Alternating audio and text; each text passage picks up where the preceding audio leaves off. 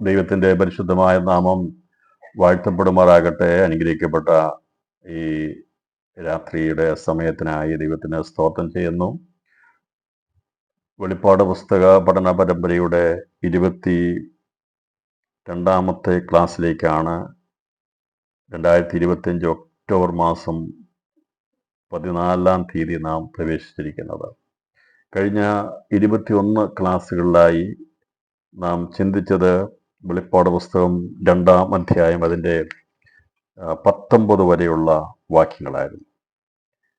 ഇന്ന് രാത്രിയിൽ തുടർമാനമായി നാം ചിന്തിക്കുന്നത് അതിൻ്റെ 2-ാം അധ്യായം 20 മുതലുള്ള വാക്യങ്ങളാണ് നാം ചിന്തിക്കുന്നത്. ഇന്നലെ നമ്മളത് ചിന്തിച്ചിരുന്നെങ്കിലും അതിൻ്റെ റെക്കോർഡിങ് ഇല്ലാത്തതുകൊണ്ടുകൂടെ ആവർത്തിക്കപ്പെടേണ്ടതായിട്ട് വന്നിട്ടുണ്ട്. പ്രാർത്ഥനയോടെ ആയിരിക്കണമേ എന്ന് വിനീതമായിട്ട് അപേക്ഷിക്കുന്നു. അപ്പോൾ തുയഥൈരയിലെ സഭയാകുന്ന സഭയെക്കുറിച്ചുള്ള ദൈവത്തിൻ്റെ ആലോചനകളെ ദൈവം വെളിപ്പെടുത്തുമ്പോൾ ആ സഭയെക്കുറിച്ചുള്ള പൊതുവായ വിലയിരുത്തലിനെ കുറിച്ച് കഴിഞ്ഞ നമ്മൾ ചിന്തിച്ചിരുന്നു. അതിന് നാം മാതൃകയായി എടുത്ത് ചിന്തിച്ചത് ദൈവം ഹൃദയത്തിൻ്റെ വാതിൽ തുറന്നു കൊടുത്ത ലുദിയ എന്ന പ്രിയ സഹോദരിയും അവളുടെ കുടുംബത്തെയും കുറിച്ചായിരുന്നു. അവർ അധികം താമസിയാതെ തന്നെ ഉടൻ തന്നെ വേഗത്തിൽ തന്നെ സ്നാനപ്പെടുകയും അവർ ദൈവവേലയ്ക്ക് വേണ്ടി ചുമൽ കൊടുക്കുകയും കർത്താവിന്റെ ദാസന്മാരെ അവരുടെ ഭവനത്തിൽ സ്വീകരിക്കുകയും ചെയ്തു എന്നുള്ളതിനെ കുറിച്ച് നാം ചിന്തിച്ചിരുന്നു. അത് കാണിക്കുന്നത് അവരുടെ വിശ്വാസം അനുദിനം വർദ്ധിച്ചിരുന്നു, സ്നേഹം വർദ്ധിച്ചിരുന്നു, ശുശ്രൂഷ വർദ്ധിച്ചിരുന്നു, സഹിഷ്ണുത വർദ്ധിച്ചിരുന്നു എന്നാണ് അവിടെ കർത്താവ് വെളിപ്പെടുത്തിയിരിക്കുന്നതെന്ന് നമുക്ക് ലുദിയയുടെ ജീവിതത്തിൽ മനസ്സിലാക്കാൻ സാധിക്കുന്നത്. എന്നാൽ ആ സഭയെ നോക്കിയിട്ട് ദൈവം കുറവിനെ വെളിപ്പെടുത്തുന്നതിനെ കുറിച്ചാണ് അതിൻ്റെ 2-ാം അധ്യായം 20-ാം വാക്യത്തിൽ രേഖപ്പെടുത്തിയിരിക്കുന്നത്. എങ്കിലും താൻ പ്രവാചകി എന്ന് പറഞ്ഞ് ദുർനടപ്പ് ആചരിപ്പാനും വിഗ്രഹാർപ്പതം തിന്നുവാനും എൻ്റെ ദാസന്മാരെ ഉപദേശിക്കുകയും തെറ്റിച്ചു കളയുകയും ചെയ്യുന്ന യെസബേൽ എന്ന സ്ത്രീയെ നീ അനുവദിക്കുന്നു എന്നൊരു കുറ്റം എന്നെ കുറിച്ച് പറവാനുണ്ട്. എങ്കിലും താൻ പ്രവാചകി എന്ന് പറഞ്ഞ് ദുർനടപ്പ് ആചരിപ്പാനും വിഗ്രഹാർപ്പതം തിന്നുവാനും എൻ്റെ ദാസന്മാരെ ഉപദേശിക്കുകയും തെറ്റിച്ചു കളയുകയും ചെയ്യുന്ന യിരെമ്യാ പ്രവചനം ഒക്കെ പ്രവചനമൊക്കെ വായിക്കുമ്പോൾ ഈ കള്ളപ്രവാചകന്മാരെ കുറിച്ചൊക്കെ നമുക്ക് കാണാൻ സാധിക്കുന്നുണ്ട്. എവിടെ ബോഷ്കിന്റെ ശക്തി വ്യാപരിച്ചാലും അവിടെയെല്ലാം ദുർനടപ്പുണ്ടാകും, അശുദ്ധി ഉണ്ടാകും. എന്നാൽ സത്യത്തിൻ്റെ ആത്മാവായി വ്യാപരിക്കുന്നവരുടെ വിശുദ്ധി ഉണ്ടാകും. അപ്പോൾ ദൈവത്തിൻ്റെ കൃപ അനുഭവിക്കുന്ന, ദൈവത്തിൻ്റെ വചനമനുസരിക്കുന്ന ദൈവാത്മാവുള്ളവരുടെ ജീവിതത്തിൽ അവിടെ സൽപ്രവൃത്തികളും നല്ല നടപ്പും ഉള്ളതെങ്കിൽ ഈ കള്ളത്തരം ചെയ്യുന്ന ബോഷ്കിന്റെ പൈശാചിക ആരാധനക്കാർ വേഷധാരികളായി പ്രവാചകന്മാരായി അവര് ദൈവസഭയ്ക്കുള്ളിൽ കടന്നു വന്നാൽ നാം ശ്രദ്ധിക്കണം. അവരുടെ ജീവിതം പുറമേ വെളുത്ത ഡ്രസ്സ് ധരിക്കാൻ കഴിയും, പക്ഷേ ചീഞ്ഞു നാറിന് അനുഭവമായിരിക്കും അകത്തുള്ളത്. അതുകൊണ്ടാണ് വൃക്ഷത്തെ അതിൻ്റെ ഫലം നോക്കി തിരിച്ചറിയണമെന്ന് കർത്താവ് പറഞ്ഞിരിക്കുന്നത്. ഇവിടെ പറഞ്ഞിരിക്കുന്നത് ഈ കള്ളപ്രവാചകന്മാർ അല്ലെങ്കിൽ അവരുടെ പ്രധാന വിഷയം അവർ ദുർനടപ്പ് ആചരിക്കുകയും വിഗ്രഹാർപ്പതം തിന്നുവാനും എൻ്റെ ദാസന്മാരെ ഉപദേശിക്കും. നമുക്ക് ബിലിയാമിയ ഉപദേശത്തെക്കുറിച്ച് നമ്മുടെ കഴിഞ്ഞ ദിവസം പെർഗാമോസിലെ സഭയുള്ള ബന്ധത്തിൽ നാം ചിന്തിച്ചിരുന്നു. എന്നാൽ അതോട് ബന്ധത്തിൽ തന്നെ ഇവിടെ പറയുകയാണ്, അത് ഇസ്രായേൽ ജനത്തെ സിദ്ധിമിൽ നിന്ന് അവിടെ നിന്ന് പുറപ്പെട്ട അവിടെ നിന്ന് സംഭവിച്ച വിഷയങ്ങൾ അവരെ മോവാബ് രാജാവായ ബാലാക്ക് വിളിച്ചുകൊണ്ട് വന്ന് ബിലിയാമിനെ വിളിച്ചുകൊണ്ട് വന്ന് അവരെ ശപിക്കാൻ വേണ്ടി കൊണ്ടുവന്നതിനെ കുറിച്ച് അത് സാധിക്കുന്നില്ല എന്ന് കണ്ടു കഴിഞ്ഞപ്പോൾ അവൻ ദുരുപദേശം പറഞ്ഞു കൊടുത്തിട്ടാണ് പോയത്. അതേക്കുറിച്ച് നമ്മൾ ചിന്തിച്ചിരുന്നു. ഇസ്രായേൽ ജനത്തിന്റെ വിശുദ്ധി നഷ്ടപ്പെടുത്തി കളയാൻ വേണ്ടി മോവാബ് സ്ത്രീകളെ കയറുരി വിടുവാനിടയായിരുന്നു. അവരും അങ്ങോട്ടും ഇങ്ങോട്ടുമുള്ള ബന്ധത്തിലൂടെ അവിടെ പരസംഗം പെരുകുകയും അത് മുഖാന്തരമായി ദൈവജനത്തിന്റെ ശക്തി ക്ഷയിച്ചു പോകുവാനിടയായിരുന്നു. അങ്ങനെ ഇസ്രായേൽ പരാജയപ്പെടുത്തുവാൻ തക്കതായ ദുരുപദേശമാണ് ബിലെയാം ബാലാക്കിന്റെ ചെവിയിൽ മന്ത്രിച്ചിട്ട് പോയത്. അപ്പോൾ അത് ജനത്തെ വഞ്ചിക്കുകയാണെങ്കിൽ ഇവിടെ 4-ാമത്തെ സഭയായിരിക്കുന്ന തുയഥൈര സഭയോടുള്ള ബന്ധത്തിൽ ഇവിടെ രേഖപ്പെടുത്തിയിരിക്കുന്നത് ദൈവത്തിന്റെ ദാസന്മാരെ തെറ്റിച്ചു കളയുക. ഈ ലീഡർഷിപ്പിലുള്ളവരെ തെറ്റിച്ചു കളഞ്ഞാൽ സഭ അതിൻ്റെ പിന്നാലെ തെറ്റിപ്പോകും. അതാണ് ഇവിടുത്തെ പ്രധാന വിഷയം. നമുക്കറിയാം, ജനത്തെ തെറ്റിക്കുന്നു, അതൊരു സാത്താനിക തന്ത്രമാണ്. മറ്റൊന്ന്, ദൈവത്തിൻ്റെ ദാസന്മാരെ ലക്ഷ്യം വെച്ചുകൊണ്ട് അവരെ വിശ്വാസത്തിൽ നിന്നും വിശുദ്ധിയിൽ നിന്നും ആ ദൈവിക പ്രവൃത്തിയിൽ നിന്നും മറിച്ചു കളയാൻ വേണ്ടി സാത്താൻ തന്ത്രപരമായി സ്ത്രീകളെ ഉപയോഗിക്കുന്നു എന്നുള്ളത് ഇവിടെ വളരെ പ്രത്യേകമായി ശ്രദ്ധിച്ചിരിക്കേണ്ട കാര്യമാണ്. അപ്പോൾ അങ്ങനെ ഈ പ്രവാചി എന്ന് പറഞ്ഞ് ദുർനടപ്പാചരിപ്പാനും വിഗ്രഹാരം തരുവാനും എൻ്റെ ദാസന്മാരെ ഉപദേശിക്കുകയും തെറ്റിച്ചുകളയും ചെയ്യുന്ന ഈസബേൽ എന്ന സ്ത്രീയെ നീ അനുവദിക്കുന്ന ഒരു കുറ്റം. അവിടെ ഇസബേൽ എന്ന സ്ത്രീ ഇല്ല വാസ്തവത്തിൽ. പക്ഷേ ഈ സ്വഭാവമുള്ളവരെയെല്ലാം അതിനോടുള്ള ബന്ധത്തിൽ ഒറ്റ വാക്യത്തിൽ യേശുക്രിസ്തു വെളിപ്പെടുത്തിയ പഴയ നിയമത്തിലെ ഇസബേൽ ആരാന്നുള്ളത് ഈ തുയത്തേലിലെ സഭയിലുള്ളവർക്ക് അറിയാമായിരുന്നു, അവരെ പഠിപ്പിച്ചിട്ടുണ്ട്. പഴയ നിയമത്തെക്കുറിച്ചും ഇസ്രായേലിന്റെ ചരിത്രത്തെക്കുറിച്ചും ആഴമേറിയ കാര്യങ്ങൾ അന്നത്തെ 1-ാം നൂറ്റാണ്ടിലെ സഭയ്ക്ക് വെളിപ്പെടുത്തി കൊടുത്തിരുന്നു. അതുകൊണ്ടാണ് ബിലിയാമിനെക്കുറിച്ചും ഈസബേലിനെക്കുറിച്ചും ഒക്കെയുള്ള കാര്യങ്ങൾ പഠിപ്പിച്ചത്. അതല്ലാതെ ഈ ദൈവത്തിൻ്റെ ദാസന്മാർ പുതിയ നിയമം മാത്രം സംസാരിക്കുകയല്ല ചെയ്തത്. അവർ പഴയ നിയമത്തിൻ്റെ കാതലായ വിഷയങ്ങളെ എങ്ങനെയാണെന്നുള്ളത് അവിടെ പഠിപ്പിച്ചു കൊടുത്തിരുന്നു. ഈ ഒറ്റ വാക്കിൽ യെസബേൽ എന്ന് പറയുമ്പോൾ തന്നെ അവൾ ആരായിരുന്നു എന്നുള്ളതിൻ്റെ നമുക്ക് വളരെ വേഗത്തിൽ നമുക്ക് മനസ്സിലാക്കിയെടുക്കാൻ സാധിക്കും. 1 രാജാക്കന്മാരുടെ പുസ്തകം 16-ാം അധ്യായം 27 മുതൽ 21-ാം അധ്യായം 29 വരെയുള്ള വാക്യങ്ങൾ വായിച്ചാൽ ഈ സന്ദർഭത്തെക്കുറിച്ചുള്ള കാര്യങ്ങൾ മനസ്സിലാക്കാൻ സാധിക്കും. നമുക്കറിയാം, ഇസ്രായേൽ എന്ന രാഷ്ട്രം രണ്ടായി തിരിഞ്ഞു പോയത് നമുക്കറിയാം. അത് യഹൂദിയും ഇസ്രായേലുമായിട്ട് വേർതിരിഞ്ഞു. ഇസ്രായേൽ യഹൂദ എരുശലേമിനെ ആസ്ഥാനമാക്കിയും യെരമ്യാവിൻ്റെ നേതൃത്വത്തിലുള്ളവർ ബഥേൽ കേന്ദ്രമാക്കിയും അവർ വാഴുവാൻ തുടങ്ങി. പിന്നീട് ഇസ്രായേലിൻ്റെ തലസ്ഥാനം തിർസയിലേക്ക് മാറ്റി. എന്നാൽ തിർസയിൽ നിന്ന് ഭരണം നടത്തുന്ന സമയത്ത് അവിടെ ഈ ഇസ്രായേൽ ജനം വീണ്ടും ഇസ്രായേൽ ജനം രണ്ടായി പിരിയുന്നതായിട്ട് കാണുന്നുണ്ട്. ഞാൻ പറഞ്ഞല്ലോ, ആദ്യത്തെ ഡിവിഷൻ ഉണ്ടാകുന്നത് ഇസ്രായേൽ എന്ന രാഷ്ട്രത്തെ യഹൂദിയും ഇസ്രായേലുമായിട്ട് വേർതിരിയുന്നു. എന്നാൽ രണ്ടാമത് ഇസ്രായേൽ എന്നുള്ള ആ രാഷ്ട്രം തന്നെ 2 രാജാക്കന്മാരുടെ നിയന്ത്രണത്തിലേക്ക് വരുന്നതിനെക്കുറിച്ച് നമുക്ക് 1 രാജാക്കന്മാരുടെ പുസ്തകം 16-ാം അധ്യായം അതിൻ്റെ 21 വാക്യങ്ങൾ വായിക്കുമ്പോൾ നമുക്ക് കാണാൻ സാധിക്കും. അതിൻ്റെ 21 വാക്യങ്ങൾ വായിക്കുമ്പോൾ കാണാൻ സാധിക്കും. അന്ന് ഇസ്രായേൽ ജനം 2 ഭാഗമായി പിരിഞ്ഞു. പാതി ജനം ഹീനത്തിന്റെ മകനായ തിബ്നിയെ രാജാവാക്കേണ്ടതിന് അവന്റെ പക്ഷം ചേർന്നു. പാതി ജനം ഒമ്രിയുടെ പക്ഷം ചേർന്നു. എന്നാൽ ഒമ്രിയുടെ പക്ഷം ചേർന്ന ജനം ഹീനത്തിന്റെ മകനായ തിബ്നിയുടെ പക്ഷം ചേർന്ന ജനത്തെ തോൽപ്പിച്ചു. അങ്ങനെ തിബ്നി പട്ടുപോവുകയും ഒമ്രി രാജാവാകുകയും ചെയ്തു. അപ്പോൾ ഇവിടെ രണ്ടായി പിരിഞ്ഞെങ്കിലും അതിന് ആ കൂട്ടുകെട്ടിന് അധികം സമയം ഉണ്ടായില്ല. ഈ ഒമ്രി സിമ്രിയുടെ സൈന്യാധിപനായിരുന്നു. മുമ്പ് വായിച്ചാൽ കാണാൻ സാധിക്കുന്നുണ്ട്.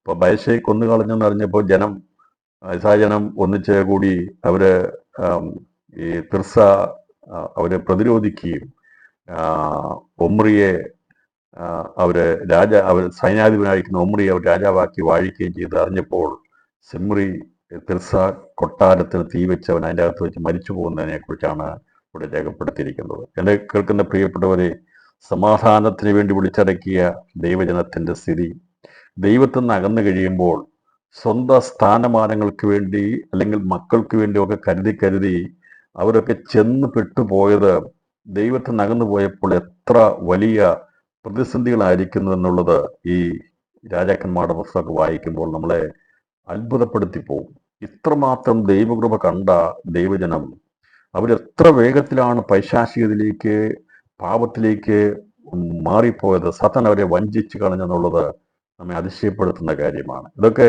നമ്മൾ ഓർക്കുന്നത്, പഠിപ്പിക്കുന്നത് നാമും ജഡത്തിൽ വസിക്കുന്നവരാ. തികഞ്ഞെന്നോ പൂർത്തീകരിക്കപ്പെട്ടെന്നോ ഞാൻ മിടുക്കനായെന്നോ നീതിമാനായെന്നോ എല്ലാം തികഞ്ഞെന്നോ ഒന്നും ആരും കരുതരുത്. ഏത് നിമിഷം വേണമെങ്കിലും വഞ്ചിക്കപ്പെടാവുന്ന ഒരു ഒരു ജീവിതത്തിലാണ് നാം ആയിരിക്കുന്നത്. ഞാൻ പറഞ്ഞല്ലോ, ഒന്നെങ്കിൽ നമ്മുടെ അവസാന ശ്വാസം വരെ, അതല്ലെങ്കിൽ കർത്താവ് വരുമ്പോൾ നമുക്ക് രൂപാന്തരം വരെ നമുക്കാർക്കും ഒന്നും പ്രശംസിപ്പാനില്ല. ഇവിടെ സാജനത്തെക്കുറിച്ച് അറിയാവുന്നതാണ്. പാട്ടുപാടിയവർ, ആരാധിച്ചവർ, പക്ഷേ വേഗത്തിൽ വേഗത്തിൽ വേഗത്തിൽ അവർ ദൈവത്തിൽ നിന്ന് മാറിപ്പോകുന്ന ചരിത്രമാണ് ഉള്ളത്. ഇതൊക്കെ നമ്മളെ മനസ്സിലാക്കുന്നത്, നാം അത് മനസ്സിലാക്കിയെടുക്കേണ്ടത്, ഒന്നിലും അഹങ്കരിക്കുവാനില്ല, ഒന്നിലും നമുക്ക് പ്രശംസിപ്പാനില്ല. നമ്മുടെ സർവ്വ പ്രശംസയും കർത്താവിലായിരിക്കണം. ദൈവത്തിൽ നിന്ന് അകലാൻ തുടങ്ങിയാൽ വീഴ്ച വേഗത്തിലാകും, വീഴ്ചയിലേക്ക് പോകും. അപ്പൊ ഇങ്ങനെ ഇവിടെ തിമ്മിയുടെ പക്ഷം ചേർന്ന് ജനത്തെ തോൽപ്പിച്ചു. അങ്ങനെ തിപ്നി പട്ടുപോവുകയും ഒമ്രി രാജാവാകുകയും ചെയ്തു. യൂദ രാജാവായ ആസയുടെ 31-ാം ആണ്ടിൽ ഒമ്രി ഇസ്രായേലിൽ രാജാവായി 12 സംവത്സരം വാണു. അവൻ തിർസയിൽ അവൻ 6 സംവത്സരമാണ് കഴിഞ്ഞപ്പോൾ തിർസ രാജധാനി തീ വെച്ച് ചുട്ടുകളഞ്ഞിരുന്നു. അത് അന്നത്തെ സിമ്രി എന്ന രാജാവ് ആത്മഹത്യ ചെയ്തതിൻ്റെ അർത്ഥം. അതുകൊണ്ട് അവൻ വിചാരിച്ചു അത് ഒഴിവാക്കി തിർസ എന്ന സ്ഥലത്തെ മാറ്റി മറ്റൊരു തലസ്ഥാനം ഉണ്ടാക്കിയെടുക്കാൻ വേണ്ടി അവൻ ശമരിയ മല 2 താലന്ത് വെള്ളിക്ക് വാങ്ങി ആ മലമുകളിൽ പട്ടണം പണിതു. താൻ പണിത പട്ടണത്തിന് അവൻ സ്ഥല ഉടമസ്ഥനായിരുന്ന ശേമേരിന്റെ പേരിൻ പ്രകാരം ശമരിയ എന്ന് പേരിട്ടു. അങ്ങനെയാണ് ശമരിയ എന്ന പട്ടണം ഉണ്ടായത്. ഇതിന്റെ പശ്ചാത്തലം അതാണ്. ഇവൻ ശേരേമിന്റെ അവൻ 2 താലന്തിന് ശബരിയ ഒരു മലമുകൾ വാങ്ങി. ശബരിയ 2 താലന്ത് വെള്ളിക്ക് വാങ്ങി ആ മലമുകളിൽ പട്ടണം പണിതു. താൻ പണിത പട്ടണത്തിന് മലയുടമസ്ഥനായിരുന്ന ശേമേരിന്റെ പേരിൽ പ്രകാരം ശമരിയ എന്ന പേര്. അങ്ങനെയാണ് ശമരിയ ഉണ്ടായത്. ശമരിയ പട്ടണം പണിതു. ഈ ചരിത്രം പറയുന്നത് ഒമ്രി യഹോവയ്ക്ക് അനിഷ്ടമായുള്ളത് ചെയ്തു. അവൻ പേരിട്ടപ്പോൾ തന്നെ അവന് ഓർമ്മയുള്ളത് വാങ്ങിയ ആ ഉടമസ്ഥന്റെ ആരുടെയാണോ അവന്റെ പേരിലായിട്ടത്. ദൈവമായിട്ട് യാതൊരു ബന്ധവുമില്ല. അപ്പം ഒമ്രി യഹോവയ്ക്ക് അനിഷ്ടമായുള്ളത് ചെയ്തു. തനിക്ക് മുമ്പുണ്ടായിരുന്ന എല്ലാവരെക്കാളും അധികം ദോഷം പ്രവർത്തിച്ചു. നമ്മൾ പഠിക്കുന്നത് അധികം ദോഷം പ്രവർത്തിച്ചു. മകൻ അപ്പൻ ദോഷം പ്രവർത്തിച്ചെങ്കിൽ മകൻ അതിനേക്കാൾ ദോഷം പ്രവർത്തിക്കുന്നു. പിന്നീട് അടുത്ത തലമുറ അതിനേക്കാൾ ദോഷം പ്രവർത്തിക്കും. എന്നാൽ ദൈവസഭയുടെ ദൈവമക്കളെ പരിശുദ്ധാത്മ നമ്മൾ പ്രവർത്തിക്കുമ്പോൾ തലമുറയായി ദൈവം നമ്മുടെ സങ്കേതവും നമ്മുടെ ബലവും നമ്മുടെ കോട്ടയമാകുന്നു. വിശുദ്ധിയിൽ നിന്ന് വിശുദ്ധിയിലേക്ക് നീങ്ങുന്ന ദൈവവരവിന് വേണ്ടി കാത്തിരിക്കുന്ന തലമുറകളെ ജനിപ്പിച്ചെടുക്കാൻ വേണ്ടിയാണ് പരിശുദ്ധാത്മാവ് ലോകത്തിൽ പ്രവർത്തിച്ച് കൊണ്ടിരിക്കുന്നത്. ഇപ്പോൾ ഒമ്രി യഹോവയ്ക്ക് അനിഷ്ടമായുള്ളത് ചെയ്തു. എങ്ങനെയെന്നാൽ അവൻ നബോത്തിന്റെ മകനായ യൊരോബെയാമിന്റെ എല്ലാ വഴിയിലും ഇസ്രായേലിന്റെ ദൈവമായ യഹോവയെ തങ്ങളുടെ മിഥ്യാമൂർത്തികളെ കോപിപ്പിക്കത്തക്കവണ്ണം ഇസ്രായേലിനെ കൊണ്ട് പാപം ചെയ്യിപ്പിച്ച പാപങ്ങളിൽ നടന്നു. ഒമ്രി ചെയ്ത മറ്റുള്ള എല്ലാ കാര്യങ്ങളും എന്ന് പറയുമ്പോൾ അതേ രീതിയിൽ ചെയ്തിട്ട് അവൻ മരിച്ചു. അവനെ ശമരിയിൽ അടക്കം ചെയ്തതിനെ കുറിച്ചാണ് പറഞ്ഞിരിക്കുന്നത്. അവന് പകരം അവന്റെ മകനായ ആഹാവ് അവന് പകരം രാജാവായി. ഇപ്പോൾ ഈ ശമരിയ പട്ടണം പണിത ഒമ്രിയുടെ മകനാണ് ആഹാവ്. അപ്പോൾ ആഹാബാണ് തുടർന്നുള്ള ഭരണം അവിടെ നിർവഹിക്കുന്ന. 6 വർഷം അവന്റെ പിതാവായിരിക്കുന്ന ഒമ്രി ശമരിയിൽ ഭരണം ഇസ്രായേലിന് വേണ്ടി നടത്തിയെങ്കിൽ അത് കഴിയുമ്പോൾ 12 വർഷമായിരുന്നു. തിർസയിൽ നിന്ന് 6 വർഷം, അതിനുശേഷമായി ശമരിയിൽ 6 വർഷം. 12 സംവത്സരം കഴിഞ്ഞപ്പോൾ ലോകത്ത് നിന്ന് അവൻ മാറ്റപ്പെട്ടു. അവനെ അടക്കം ചെയ്തത് ശമരിയിലായിരുന്നു. അവന്റെ മകനായിരിക്കുന്ന ആഹാബ് ഇസ്രായേൽ രാജാവായി. ഉമ്രിയുടെ മകനായ ആഹാബ് ശമരിയിൽ ഇസ്രായേലിന് 22 സംവത്സരമാണ്. ഉമ്രിയുടെ മകനായ ആഹാബ് തനിക്ക് മുമ്പുണ്ടായിരുന്ന എല്ലാവരെക്കാളും അധികം യഹോവയ്ക്ക് അനിഷ്ടമായുള്ളത് ചെയ്തു. നബോത്തിന്റെ മകനായ യൊരോബെയാമിന്റെ പാപങ്ങൾ നടക്കുന്നത് പോരാ എന്ന് തോന്നുമാർ അവൻ സീദോന്യ രാജാവായ ഏത്ബാലിന്റെ മകളായ ഈസബേലിനെ ഭാര്യയായി പരിഹരിക്കുകയും ബാലിനെ ചെന്ന് സേവിച്ച് നമസ്കരിക്കുകയും ചെയ്തു. നോക്കണമേ, ഇസ്രായേലിന്റെ ചരിത്രം. ദൈവം വേർതിരിച്ച് തനിച്ചത് വാർത്തൊരു ജനം. അവര് ജാതികളോട് ഇടകലരാതിരുന്നത് എന്നൊക്കെ നമുക്ക് ആവർത്തന പുസ്തകങ്ങളൊക്കെ കാണാൻ സാധിക്കുന്നുണ്ട്. കാട്ടുപോത്ത് തുല്യമായിരിക്കുന്ന ജനമായിരുന്നു. പക്ഷെ ഇവിടെ ആഹാബ് രാജാവ് സീദോന്യ രാജാവായിരിക്കുന്ന ഏത്ബാലിന്റെ മകളെ ഇസബേലിനെ വിവാഹം കഴിച്ചു കഴിഞ്ഞപ്പോൾ ഇവിടുന്ന് അവൻ അവിടെ ചെന്ന് ബാലിനെ നമസ്കരിപ്പാനായിട്ടിടയായി തീർന്നു. താൻ ശമരിയിൽ പണിത ബാലിന്റെ ക്ഷേത്രം. അപ്പോൾ ശമരിയ പട്ടണത്തിൽ ആ മലമുകളിൽ പണിതത് ബാലിന്റെ ക്ഷേത്രമാണ് പണിതത്. അതുകൊണ്ടാണ് യെരൂശലേം മലയെക്കുറിച്ചും ശമരിയ മലയെക്കുറിച്ചും പറയുന്നത്. കർത്താവ് പറഞ്ഞു, ഈ മലയിലുമല്ല യെരൂശലേമിലുമല്ല എന്ന് പറഞ്ഞിരിക്കുന്നത്. 2 ആരാധനയാണ്. അപ്പം യെരൂശലേമിലുമല്ല ശമരിയിലുമല്ല, മലയിലുമല്ല, അതിൻ്റെ അർത്ഥം അതാണ്. അപ്പോൾ യെരുശലേമിൽ നിന്നുള്ള ആരാധന അബ്രഹാമിക, ആ, ഇസ്രായേൽ യാക്കോബിന്റെ ആരാധന, സത്യാരാധനയോടുള്ള ബന്ധത്തിൽ യെരുശലേമിൽ ഒരു പരിധി വരെ നിൽക്കുമ്പോൾ, മറുഭാഗത്ത് ഉമ്രിയുടെയൊക്കെ മകനായിരിക്കുന്ന ആഹാവ് അവിടെ ശമരിയയിൽ അവൻ ആ മലയിൽ ആരംഭിച്ചിരിക്കുന്ന ആരാധന അത് ബാലിന്റെ ക്ഷേത്രമാണ് പണിത്. പിന്നീട് ഈ ഒരു അശൂർ രാജാക്കന്മാർ കൊണ്ടുപോയി കഴിഞ്ഞപ്പോൾ ഇവിടേക്ക് അശൂർ രാജാക്കന്മാർ പിടിച്ചുകൊണ്ടിരുന്ന പല സ്ഥലങ്ങളിലെ ആൾക്കാരെ കൊണ്ടുവന്ന് താമസിപ്പിച്ചു. അവരെല്ലാം വന്നു കഴിഞ്ഞപ്പോൾ സിംഹം ഇറങ്ങിക്കഴിഞ്ഞപ്പോൾ ഇവര് യഹോവയുടെ നാമത്തിൽ ഭജിക്കുകയും അവർ കൊണ്ടുവന്ന ദൈവങ്ങളെ എല്ലാം അവിടെ ആരാധിക്കുകയും ചെയ്യുന്നത് കൂടി പശ്ചാത്തലമാണ്, ജാതീയ പശ്ചാത്തലമാണ്, ഒരു സങ്കര മിശ്രിതമായിരിക്കുന്ന പശ്ചാത്തലമാണ്, ആത്മീയ പശ്ചാത്തലമാണ് ശമരിക്കുണ്ടായിരുന്നത്. അങ്ങനെ ശമരിയയിലുണ്ടായിരിക്കുന്ന ഹീനമായിരിക്കുന്ന കാര്യങ്ങൾക്കെല്ലാം ആദ്യമായി നേതൃത്വം കൊടുത്തതിന് ആരംഭമിട്ടത് ആഹാവായിരുന്നു. അതിന് കാരണക്കാരി ഇസബേലായിരുന്നു. അപ്പോൾ ഇസബേൽ രാജാവിൻ്റെ ഭാര്യയായി രാജ്ഞിയായി വന്നതോടുകൂടി അവിടെ ദൈവവചനത്തിന് തനിമയാകുന്ന നഷ്ടപ്പെടുത്തി അതിനെ എങ്ങനെയെങ്കിലും അതിനെ ദൈവത്തിൽ നിന്ന് പൂർണ്ണമായി അകറ്റിക്കളയുക എന്നുള്ള പദ്ധതി പ്രകാരം ഇസബേൽ അവള് 850 പ്രവാചകന്മാരെ അവിടെ എഴുന്നേൽപ്പിച്ചിരുന്നു. 450 ബാലിന്റെ പ്രവാചകന്മാരെയും 400 അശ്വര പ്രവാചകന്മാരെയും വളർത്തിയിരുന്നു. പക്ഷെ അവിടെ അന്ന് ദൈവത്തിന്റെ വചനം പ്രസംഗിക്കുന്ന ദൈവദാസന്മാർക്ക് സ്ഥാനമില്ലായിരുന്നു. അവരെല്ലാവരും ഒളിക്കപ്പെടേണ്ടതായിട്ട് വന്നു. അവര് ഒളിക്കേണ്ടതായിട്ടുള്ള സാഹചര്യം ഉണ്ടാകുവാനായിട്ട് ഇടയായിട്ട് വന്നു. എന്നാൽ ഇന്ന് രാത്രിയിൽ നാം ചിന്തിക്കേണ്ടത്, എന്നും അങ്ങനെ സാത്താന്റെ പിടിയിൽ ഇട്ടുകളയാം എന്ന് വിചാരിക്കരുത്. ഒരു വീണ്ടെടുപ്പ്, ഉദ്ധാരണം എപ്പോഴും ദൈവത്തിനുണ്ട്. അപ്പോൾ കനാൻ ദേശം ദൈവം കൊടുത്തിരിക്കുന്നത് സത്യദൈവത്തെ ആരാധിക്കാൻ വേണ്ടി ജനത്തിന് വേണ്ടിയാണെങ്കിൽ അത് ദൈവം അത് അവിടെ തന്നെ കൊണ്ടുവരും. അതിനു വേണ്ടിയുള്ള പ്രവാചകന്മാരെ അത് എഴുന്നേൽപ്പിക്കും. അവിടെ നമുക്ക് ഏലിയ പ്രവാചകനെ കാണാൻ സാധിക്കുന്നുണ്ട്. ദൈവം 17-ാം അധ്യായത്തിൽ ഏലിയാവ് എന്ന പ്രവാചകനെ കൊണ്ടുവന്ന് അവിടെ ഉയർന്നു വന്നിരുന്ന ശമരിയ മലയിൽ ഉയർന്നിരുന്ന ക്ഷേത്രം ഉൾപ്പെടെയുള്ള ആ ബാലിന്റെയും അശ്വര്യയുടെയും ആ അന്നത്തെ ആരാധനയുടെ ആ മ്ലേച്ഛതയെ ഇല്ലാതാക്കാൻ വേണ്ടി ദൈവം ഏലിയ പ്രവാചകനെ എഴുന്നേൽപ്പിച്ചെന്ന് നമുക്ക് കാണാൻ സാധിക്കുന്നു. ഇതിന്റെ എല്ലാം പിൻപിൽ പ്രവർത്തിച്ചത് അന്ന് ആഹാബല്ലായിരുന്നു. ആഹാബിന് കൂട്ടായി തീർന്ന അവന്റെ ഭാര്യയായിരുന്ന ഇസബേൽ ആയിരുന്നു എന്നുള്ളത് നമുക്കത് മനസ്സിലാക്കാൻ സാധിക്കുന്നു. ഇന്നും നാം ഇത് മനസ്സിലാക്കേണ്ടത്, പ്രിയപ്പെട്ടവരെ, ആദ്യം പാപം ചെയ്തത് പുരുഷനല്ല, ആദ്യത്തെ പാപം ചെയ്തത് സ്ത്രീയാണ്. അവളാണ് ആദ്യം പാപം ചെയ്തത്. അതുകൊണ്ടാണ് പറയുന്നത്, ആദ്യം പാപം ചെയ്ത ആദമല്ല, ഹൗവയാണ്. അപ്പോൾ ദൈവസഭകളെ വളർത്താനും തളർത്താനും സ്ത്രീകൾക്ക് കഴിയും. ഒരു കുടുംബത്തെ വളർത്താനും തളർത്താനും സ്ത്രീകൾക്ക് കഴിയും. സ്ത്രീകളുടെ വില വളരെ വലുതാണ്.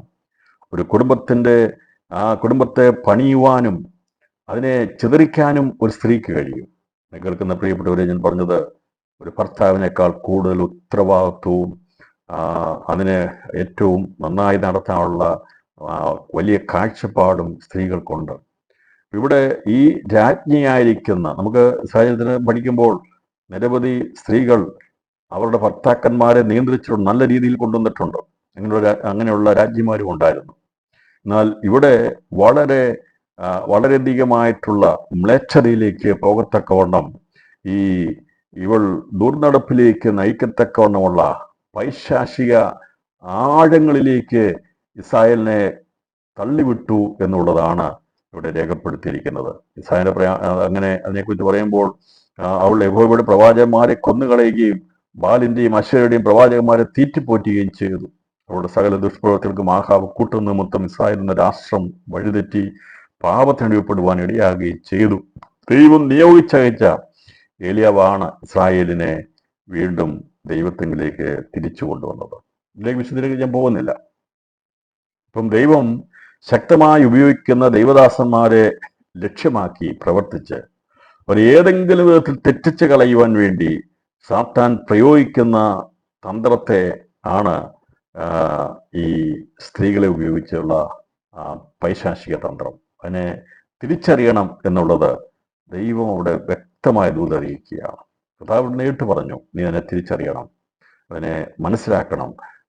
എൻ്റെ ദാസന്മാരെ തെറ്റിച്ച് കളയുന്ന അവരെ അതിൽ നിന്ന് അവരെ ദൈവത്തിൽ നിന്ന് പിന്മാറ്റിക്കളയുന്നവരെ ദുരുപദേശങ്ങളിൽ അകപ്പെടുവാൻ സാധ്യതയുള്ളതുകൊണ്ട് സത്യമാർഗത്തിൽ നിന്ന് കൂട്ടത്തോടെ അകറ്റിക്കളയാനുള്ള പൈശാചിക തന്ത്രത്തെയാണ് ഇസബേലുള്ള ബന്ധത്തിൽ കർത്താവിടെ വെളിപ്പെടുത്തിയിട്ടുള്ളത്. അത് മനസ്സിലായല്ലോ. ഇപ്പൊ രാജാവിനെ വഴിതെറ്റിച്ചു കഴിഞ്ഞപ്പോൾ അത് മുഖാന്തരമായിട്ട് അവിടെ ശമരിയ മല അപ്പൻ വിലയ്ക്ക് വാങ്ങിയെങ്കിൽ അവിടെ ബാലിന് ക്ഷേത്രം പണിത് അവിടെ അതിനുള്ള ആരാധനയിലേക്ക് കൊണ്ടുപോകത്തക്കവണ്ണം യെരൂശലേമിലെ ആരാധനയ്ക്ക് വിരുദ്ധമായിട്ടുള്ള ഒരു ആരാധന അവിടെ ഉണ്ടാക്കിയെടുത്തു. നമുക്ക് ദാനിലും ബേദയിലും ഒക്കെ യെരൊബെയാം ചെയ്തത് നമുക്ക് കാണാൻ സാധിക്കുന്നുണ്ട്. അപ്പോൾ ദൈവത്തിൽ നിന്ന് അകന്നു കഴിയുമ്പോൾ എല്ലാം വഴിതെറ്റിപ്പോകും. അങ്ങനെ വഴിതെറ്റിപ്പോയ പിൻപിൽ പ്രവർത്തിച്ചതിന്റെ പ്രധാനമായിരിക്കുന്ന കാരണക്കാരി ഇസബേലായിരുന്നു. അവരുടെ അവസാനത്തെക്കുറിച്ച് നമുക്ക് പിന്നീട് വായിക്കുമ്പോൾ കാണാൻ സാധിക്കുന്നുണ്ട്. അവിടെ കൊട്ടാരത്തിന്റെ മുകളിൽ നിന്ന് തള്ളി താഴെയിട്ട് തല ചെതറി പൊട്ടി അവിടെ തലച്ചോറെല്ലാം ചെതറി വീണോ മരിക്കുവാനിടയത്തുന്നതെന്നും ദൈവത്തെ പറഞ്ഞിട്ടുണ്ട്. അപ്പോൾ അങ്ങനെ ദൈവനാമത്തിന് വേണ്ടി ദൈവരാജ്യത്തിന് വിരുദ്ധമായി പ്രവർത്തിച്ചു കൊള്ളാമെന്ന് വിചാരിച്ചു മുമ്പോട്ട് പോയാൽ അതിന്റെ അവസാനം എന്താകുമെന്ന് ദൈവം വെളിപ്പെടുത്തിയിരിക്കുന്നതാണ് അതിന്റെ പ്രശ്നപരിഹാരത്തോടുള്ള ബന്ധത്തിൽ പറഞ്ഞിരിക്കുന്നത്. അപ്പോൾ പ്രശ്നപരിഹാരമായിട്ട് ദൈവം പറഞ്ഞത് ഇങ്ങനെയുള്ളൊരു അവസ്ഥ ഉണ്ടാകാം. അത് ദൈവദാസന്മാരെ തെറ്റിച്ച് കളയാൻ വേണ്ടി താൻ പ്രവാചി എന്ന് പറഞ്ഞുകൊണ്ട് അത് കടന്നുകൂടും. നമുക്കതേക്കുറിച്ച് അറിയാം. മുന്തിരിത്തോട്ടത്തെ ചീരത്തോട്ടമാക്കി മാറ്റാനുള്ള അവളുടെ തന്ത്രപരമായ പ്രവൃത്തികളെ കുറിച്ച് നമുക്ക് കാണാൻ സാധിക്കുന്നുണ്ട്. അപ്പോൾ അത് അവിടെ നടത്തിയത് എങ്ങനെയാ?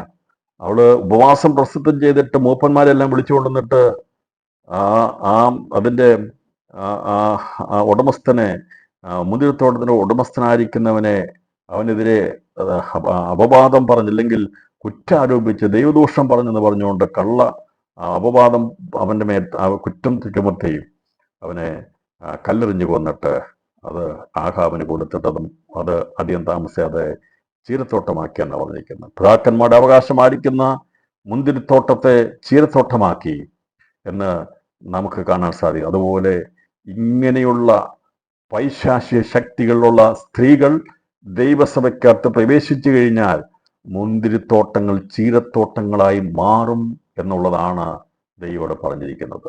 ഇതിന്റെ അർത്ഥം, ആത്മീയാർത്ഥം ഇതാ.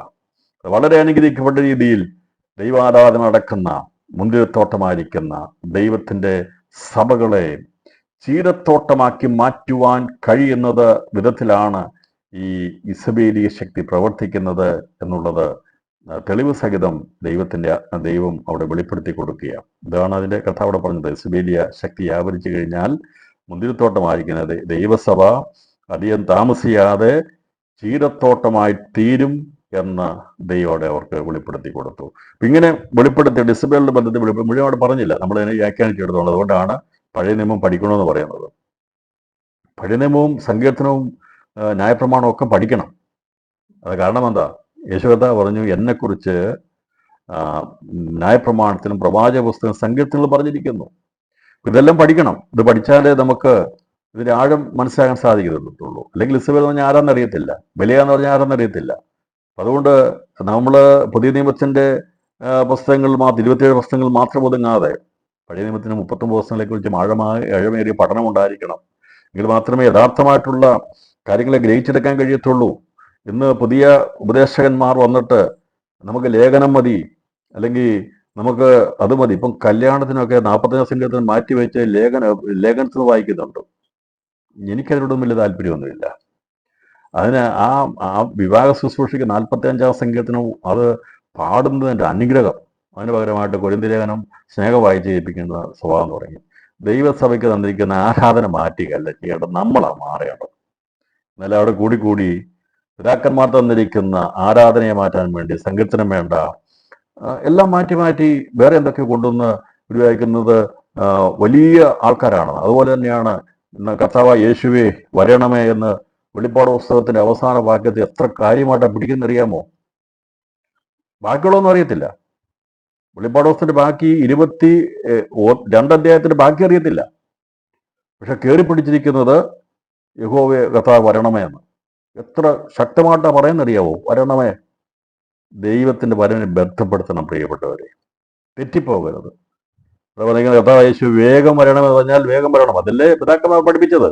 മാറാൻ ദൈവമേ വേഗം വരണം, ബന്ധപ്പെടുത്തിയത് ഇപ്പം പറഞ്ഞ് വരണമേ എന്നാക്കി തീർത്തിരിക്കുക. ഞാൻ പറഞ്ഞത് ഇതൊക്കെ വലിയ മാറ്റമാണ് വിചാരിക്കും. ഞങ്ങൾ ഭയങ്കരം വചനം അറിയാവുന്നവരാണ് ചിന്തിക്കുന്നത്. അവിടെ പറയുന്നത് കർത്താവ് ഞാൻ വേഗം വരുന്ന കർത്താവ് പറഞ്ഞു, അവിടെ പറഞ്ഞ ആമേന്നാണ് പറഞ്ഞിരിക്കുന്നത്. കർത്താവ് വേഗം വരുന്ന പറയുമ്പോൾ നമ്മൾ വരെ വേണ്ട വരണമെന്ന് പറയുന്ന ഇതൊക്കെ വലിയ പഠനമായിട്ടല്ല ചിന്തിക്കുന്നത്. ദുരുപദേശത്തിൽ കുടുങ്ങിപ്പോകരുത്. കർത്താവിന്റെ വരവിനെ ബന്ധപ്പെടുത്തി പറയണം, കർത്താവ് യേശുവേ വേഗം വരണമേ, ആത്മാവും മണവാട്ടിയും പറയുന്നത്. നമ്മളത് അവസാനം പറയും. ഞാനിത് പറയുന്നത് വേദപുസ്തകത്തിന്റെ ചില ഭാഗങ്ങളെ എടുത്തുകൊണ്ട് അവർ വലിയ പണ്ഡിതന്മാരാണെന്ന് പ്രമാണികളാണെന്ന് മനസ്സിലാക്കിക്കാൻ വേണ്ടി കടത്തിവിടുന്ന ദുരുപദേശങ്ങളുണ്ട്. കർത്താവ് വേഗം വരുമെന്ന് പറഞ്ഞാൽ നമ്മൾ വേഗം വരണമെന്ന് തന്നെ ആമേൻ പറയുന്നവരാ, അതിനകത്ത് തന്നെ അത് അടങ്ങിയിട്ടുണ്ട്. അതുകൊണ്ടാണ് കർത്താവ് യേശുവേ വേഗം വരണമെന്ന്. അത് വചനവിരുദ്ധമൊന്നുമല്ല. ഇതിനോട് കൂട്ടരുത് കുറയ്ക്കരുത് എന്നൊക്കെ പറഞ്ഞ് അവരാ ഭയങ്കരത വചനമൊന്നും ഒരു കൂട്ടുകയും കുറയ്ക്കുകയും ചെയ്യാത്തവരാണ് ചിന്തിക്കുന്നത്. ഞാൻ പറഞ്ഞല്ലോ, അതൊക്കെ തന്ത്രങ്ങളാ. കർത്താവ് അവരെ ബന്ധപ്പെടുത്തണം. കർത്താവേ വേഗം വരണമെന്ന് പറയണം, തെറ്റല്ലത്. അവിടെ ഇതാ ഞാൻ വേഗം വരുന്ന കർത്താവ് പറഞ്ഞപ്പോൾ അവിടെ പ്രതികരിക്കുന്നത് ആമേൻ, കർത്താവായ യേശു വരണമെന്നാണ് പറഞ്ഞിരിക്കുന്നത്. ചിലർ കേൾക്കണം, അതിനുവേണ്ടി ഞാൻ രാത്രി സംസാരിക്കുന്നത്. ചിലർ കേൾക്കണം. അത് കുറയ്ക്കുകയൊന്നുമല്ല. പഴയ നിയമത്തിന്റെ പ്രവചനമൊക്കെ എടുത്ത് പഠിക്കുമ്പോൾ അത് അതുപോലെയാണോ എഴുതിക്കുന്നത്? അല്ല, അതിനകത്ത് മാറ്റം വരുത്തേണ്ടത് മാറ്റം വരുത്തിയ അവർ രേഖപ്പെടുത്തിയിരിക്കുന്നത്. ഇവിടെയും വേഗം വരണമെന്ന് പറഞ്ഞിരിക്കുന്നത് വേഗം തന്നെ വരണം. നമ്മുടെ ആശീർവാദങ്ങളിൽ നാം എപ്പോഴും ഞാൻ ശ്രദ്ധിക്കാറുണ്ട്, അത് കർത്താവായ യേശുവേ വേഗം വരണമേ എന്ന് തന്നെ പറഞ്ഞിരിക്കണം. അതാണ് പറയേണ്ടത്. കർത്താവിനെ ബന്ധപ്പെടുത്തണം. ഇനി ആർക്കെങ്കിലും തെറ്റോ ഇതിന് സംശയങ്ങളോ ഉണ്ടെങ്കിൽ എന്നോട് നേരിട്ട് സംസാരിച്ചാൽ മതി. ഞാൻ അതേക്കുറിച്ച് കൂടുതൽ വിശദീകരിച്ചു കൊടുക്കാം എന്താണെന്നുള്ളത്. ദൈവത്തിൽ നിന്ന് നീക്കുക. അതുകൊണ്ടൊന്നും ദുരുപദേശമായിട്ട് ആരെയും തെറ്റിച്ചൊന്നും കളയത്തില്ല. ഈ വേഗം ഒന്ന് ചേർത്തത് കൊണ്ട് പിതാക്കന്മാർ അങ്ങനെ പറഞ്ഞല്ലേ വന്നത്. ഇപ്പോഴല്ലേ ഇത് ഈ എടുത്തൊരു വാക്യം എടുക്കുന്നത്. അത് ദുരുപദേശമല്ല, കൂട്ടുകയും കുറയ്ക്കുകയൊന്നുമല്ല ചെയ്യുന്നത്. നമ്മുടെ ജീവിതത്തിലെ മാറ്റം വരേണ്ടത്. ഞാൻ പറഞ്ഞല്ലോ, ഇന്നത്തെ ആരാധനയ്ക്ക് മാറ്റം വരുത്തി സംഗീതത്തിനും എടുത്ത് സഭയെന്ന് എടുത്തു കളയുന്നതല്ല മാറ്റം. നമ്മുടെ ജീവിതത്തിൽ ആണ് മാറ്റം വരേണ്ടത്. അതാണ് ആവശ്യമായിട്ടുള്ളത്. പിതാക്കന്മാർ കാണിച്ചിരിക്കുന്ന ശുശ്രൂഷയും അവർ കാണിച്ച വിവാഹ ശുശ്രൂഷയൊക്കെ മാന്യതയുള്ളതാണ്. അത് പ്രസന്റബിളാണ്, നല്ല രീതിയിലുള്ളതാണ്. അതിന് കോട്ടം വരുത്തക്കവണ്ണം ആരും അതിൻ്റെ പിന്നാലെ പോകരുതെന്നും ഇന്ന് രാത്രി ഞാൻ പ്രത്യേകം ഓർപ്പിക്കുന്നു. ഞാൻ പറഞ്ഞതിൻ്റെ അർത്ഥം, ഇങ്ങനെയൊക്കെയുള്ള ചില ചിന്തകളൊക്കെ വരുമ്പോൾ അതിൻ്റെ പിന്നാലെ ഒന്നും പോകണ്ട. ദൈവം കാണിച്ചിരിക്കുന്ന മാതൃക, ദൈവം കാണിച്ചിരിക്കുന്ന ആരാധന, പരിശുദ്ധന്മാർ നമ്മളെ കൊണ്ടുവന്നിരിക്കുന്ന ശുശ്രൂഷകൾ, സാന്ത്വന ശുശ്രൂഷ, അതെല്ലാം ദൈവികമാണ്. അടിസ്ഥാനങ്ങൾ മറിച്ചു കളയാൻ വേണ്ടി പോകണ്ട എന്നാണ് ഇന്ന് രാത്രി ഞാൻ പറഞ്ഞിരിക്കുന്നത്. എന്നിട്ട് ഇവിടെ പ്രശ്നപരിഹാരമായിട്ട് പറഞ്ഞിരിക്കുന്നത് 21 വാക്യമാണ്. ഞാൻ അവൾക്ക് മാനസാന്തരപ്പെടുവാൻ സമയം കൊടുത്തിട്ടും ദൂർനടപ്പ് വിട്ട് മാനസാന്തരപ്പെടുവാൻ അവൾക്ക് മനസ്സില്ല. പറഞ്ഞു, ഇങ്ങനെയുള്ളവളോട് ഞാൻ ഇടപെട്ടിട്ടുണ്ട്. നീ ചെയ്യുന്ന തെറ്റാണെന്ന് അവളുടെ മനസ്സാക്ഷിയോട് ഞാൻ സംസാരിച്ചിട്ടുണ്ട്. പക്ഷേ സമയവും കൊടുത്തു. ദൈവം എല്ലാവർക്കും അവസരം തരും കേട്ടോ. ദൈവം നമ്മളെ പെട്ടെന്ന് ശിക്ഷിക്കത്തില്ല. ദൈവം ശിക്ഷിക്കുന്നതിന് ദൈവം സമയം വെച്ചിട്ടുണ്ട്. മടങ്ങി വരുവാൻ ദൈവം സമയം നൽകും. നമുക്കറിയാം, ആദ്യത്തെ കൊലപാതകനായി തീർന്ന കയീൻ, അവൻ പാപം ചെയ്യുമെന്ന് കണ്ടപ്പോൾ ദൈവം അവനോട് ഇടപെട്ടു. അവനോട് പറഞ്ഞു, പാപം നിന്റെ വാതിൽക്കൽ കിടക്കുന്നു, നീയോ അതിനെ കീഴടക്കണമെന്ന് പറഞ്ഞ് സമയം കൊടുത്തു. പക്ഷേ അവൻ കീഴടക്കിയില്ല. അവനെ അത് കീഴടക്കി. പാപിയായിപ്പോയി. ദൈവമേ, കർത്താവിനോട് മനസ്സാക്ഷിയോടെ ഇടപെടും. അപ്പോൾ ഞാൻ അവൾക്ക് മാനസാന്തരപ്പെടുവാൻ സമയം കൊടുത്തിട്ട് ദുർനടപ്പ് വിട്ട് മാനസാന്തരപ്പെടുവാൻ അവൾക്ക് മനസ്സില്ല. ചിലക്കൊന്നും എത്ര പറഞ്ഞാലും മനസ്സാകത്തില്ല. കാരണം മനസ്സിന് താല്പര്യമില്ലാത്തത് കൊണ്ടാണ് മാറാത്തത്. നമ്മൾ ദൈവനെ കേൾക്കുമ്പോൾ ഈ മനസ്സിൻ്റെ അകത്തോട് ചെന്നിട്ട് ഒരു മാറ്റം, ഒരു അന്തരം ഉണ്ടാകണം, മാനസാന്തരം ഉണ്ടാകണം. മാനസാന്തരം എന്ന് പറയുന്നത്, മാനസാന്തരപ്പെടാൻ തുടങ്ങിയാൽ, മനസ്സ് ബുദ്ധിക്ക് രൂപാന്തരപ്പെടുവാൻ തുടങ്ങിയാൽ രൂപാന്തരപ്പെടാൻ സാധിക്കും.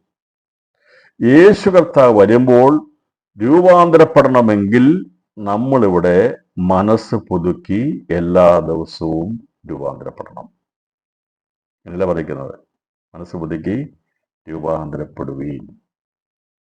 കഥാലോകമെങ്കിൽ എടുക്കപ്പെടണമെങ്കിൽ, നാം രൂപാന്തരപ്പെടണമെങ്കിൽ അനുദിനം അതേ എൻ്റെ ജീവിതത്തിൽ തെറ്റുകൾ വന്നു എന്ന് മനസ്സിലാകുമ്പോൾ അതിനെ തിരിച്ചറിഞ്ഞ് തിരുത്തണം.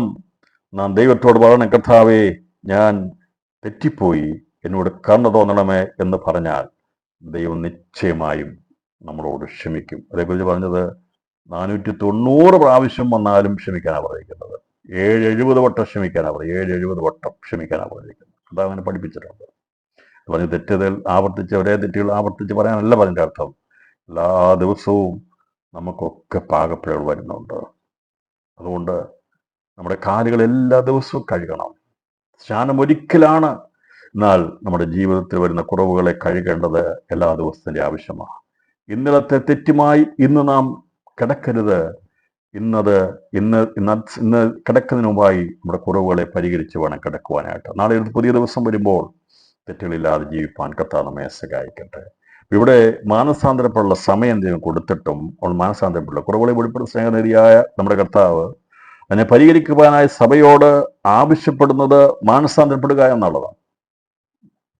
അതല്ലാതെ ഈ ശുശ്രൂഷയുടെ ക്രമത്തെ മാറ്റുക എന്നുള്ളതല്ല. അതൊന്നും അല്ല പ്രിയപ്പെട്ടവരെ ഈ പറയുന്ന മാറ്റങ്ങൾ അതൊന്നുമല്ല. മനസ്സിന് മാറ്റം ഉണ്ടാകാൻ തുടങ്ങിയാൽ അനുഗ്രഹിക്കപ്പെടാൻ തുടങ്ങും. ദൈവത്തിൽ നിന്ന് പൈശാചതന്ത്രത്തിൽ കുടുങ്ങിയകന്ന് പോകുന്നവരെ തിരികെ കൊണ്ടുവരുവാൻ സാധ്യമായ എല്ലാ സാഹചര്യങ്ങളും ദൈവം ഒരുക്കി കൊടുക്കുമ്പോൾ അതിനെ അവഗണിച്ച്, അതിനെ തക്കത്തിൽ ഉപയോഗിക്കാതെ അവഗണിച്ച് കളയുന്നവരെയാണ് ദൈവം ശിക്ഷിക്കുന്നത്. തെറ്റുകൾ തിരിച്ചറിഞ്ഞ് രക്ഷപ്പെടുവാൻ അവർക്ക് മാനസാന്തരപ്പെട്ട് കഴിഞ്ഞാൽ അത് സാധിച്ചു വരുന്നു. മാനസാന്തരം ഇടം കെട്ടിയിട്ടും പോകാവുന്നവരെ ദൈവം നിന്ന് വീണു പോകുമെന്നാണ് കർത്താവ് അടിച്ചേതിരിക്കുന്നത്. നാം ഇന്ന് കൃപയിൽ നിൽക്കുന്നു എന്നുള്ളത് നമ്മെ തന്നെ ശോധന ചെയ്യണം. അത് നാം എന്ത് ചെയ്യണം, നാം എങ്ങനെ ജീവിക്കണം എന്നുള്ളതൊക്കെ ദൈവം നമുക്ക് കാണിച്ചു തന്നിട്ടുണ്ട്. അതിൽ നിന്ന് വ്യതിചലിക്കുമ്പോൾ നമുക്കറിയാം നാം തെറ്റിപ്പോയെന്നറിയാം. നമുക്കറിയാം അല്ലേ? നമ്മൾ സ്കൂട്ടറോ കാറോ അല്ലെങ്കിൽ നടക്കുകയൊക്കെ ചെയ്യുമ്പോൾ വഴിതെറ്റിപ്പോയാൽ നമുക്കറിയാമല്ലോ വഴിതെറ്റിപ്പോയെന്ന്. മനസ്സിലാകത്തില്ലേ? മനസ്സിലാകും. അങ്ങനെയാണെങ്കിൽ വിശ്വാസ ജീവിതത്തിൽ നിന്ന് വഴിതെറ്റിട്ടുണ്ടെങ്കിൽ നമുക്ക് മനസ്സിലാകത്തില്ലേ? മനസ്സിലാക്കാൻ സാധിക്കും. ഇപ്പം നമ്മുടെ ഭൗതിക ജീവിതത്തിൻ്റെ വഴിയിൽ നമുക്ക് തെറ്റ് വന്നാൽ നമുക്കറിയാമല്ലോ. തെറ്റിപ്പോയി, ഞാൻ പോകേണ്ട വഴിയിൽ നിന്ന് മാറിപ്പോയി, ഡൈവേഷനായി പോയി, എൻ്റെ ശ്രദ്ധ തെറ്റിപ്പോയി, മാറിപ്പോയി ഇല്ലേ? പോയിട്ടുണ്ട്, വഴി മാറിപ്പോയിട്ടുണ്ട്. നമ്മൾ എന്ത് ചെയ്യുക? വഴി തെറ്റിപ്പോയ വഴി നമ്മൾ പോകുമോ? ഇല്ല, നമ്മൾ തിരിച്ചു വരും. പക്ഷേ ആത്മീയ ജീവിതം അതുപോലെയാണ്. ഞാൻ അതേക്കുറിച്ച് ഉദാഹരണം പറഞ്ഞിട്ടുള്ളത്, ആകാശത്തിലൂടെ പറക്കുന്ന ഒരു എയർക്രാഫ്റ്റ്, ഒരു വിമാനം, അത് അതിൻ്റെ ആംഗിളിൽ നിന്ന് അത് പറന്നുകൊണ്ടിരിക്കുന്നതെന്ന് ഒരു ചെറിയ ഡീവിയേഷൻ ഉണ്ടായാൽ മതി. അതപ്പോൾ തന്നെ അതിന് വേണ്ടപ്പെട്ടോ അത് കറക്ഷൻ ചെയ്തില്ലെങ്കിൽ ലാൻഡ് ചെയ്യേണ്ടത് പോയി ലാൻഡ് ചെയ്യത്തില്ല, വേറെ എവിടെയെങ്കിലേക്ക് പോകും. കാരണം ചെറിയൊരു തെറ്റാ. അതിനെ ആ സമയത്ത് ചെയ്തില്ലെങ്കിൽ അത് വർദ്ധിച്ചു വരും. അതുകൊണ്ട് നമ്മുടെ ജീവിതത്തിലും നാം ദൂരെ യാത്ര പോകേണ്ടവരാ, സ്വർഗാസ്വർഗത്തിലേക്ക് പോകേണ്ടവരാ. അതുകൊണ്ട് ചെറിയ തെറ്റുകളെ അവഗണിച്ച് കളഞ്ഞു കഴിഞ്ഞാൽ എത്തിച്ചേണ്ട സ്ഥലത്തെത്താൻ കഴിയത്തില്ല. സ്വർഗാസ്വർഗത്തിൽ പോകുന്നതിന് പകരമായിട്ട് അഗ്നർഗത്തിൽ പോയി ഉണ്ടായിട്ട് വരും.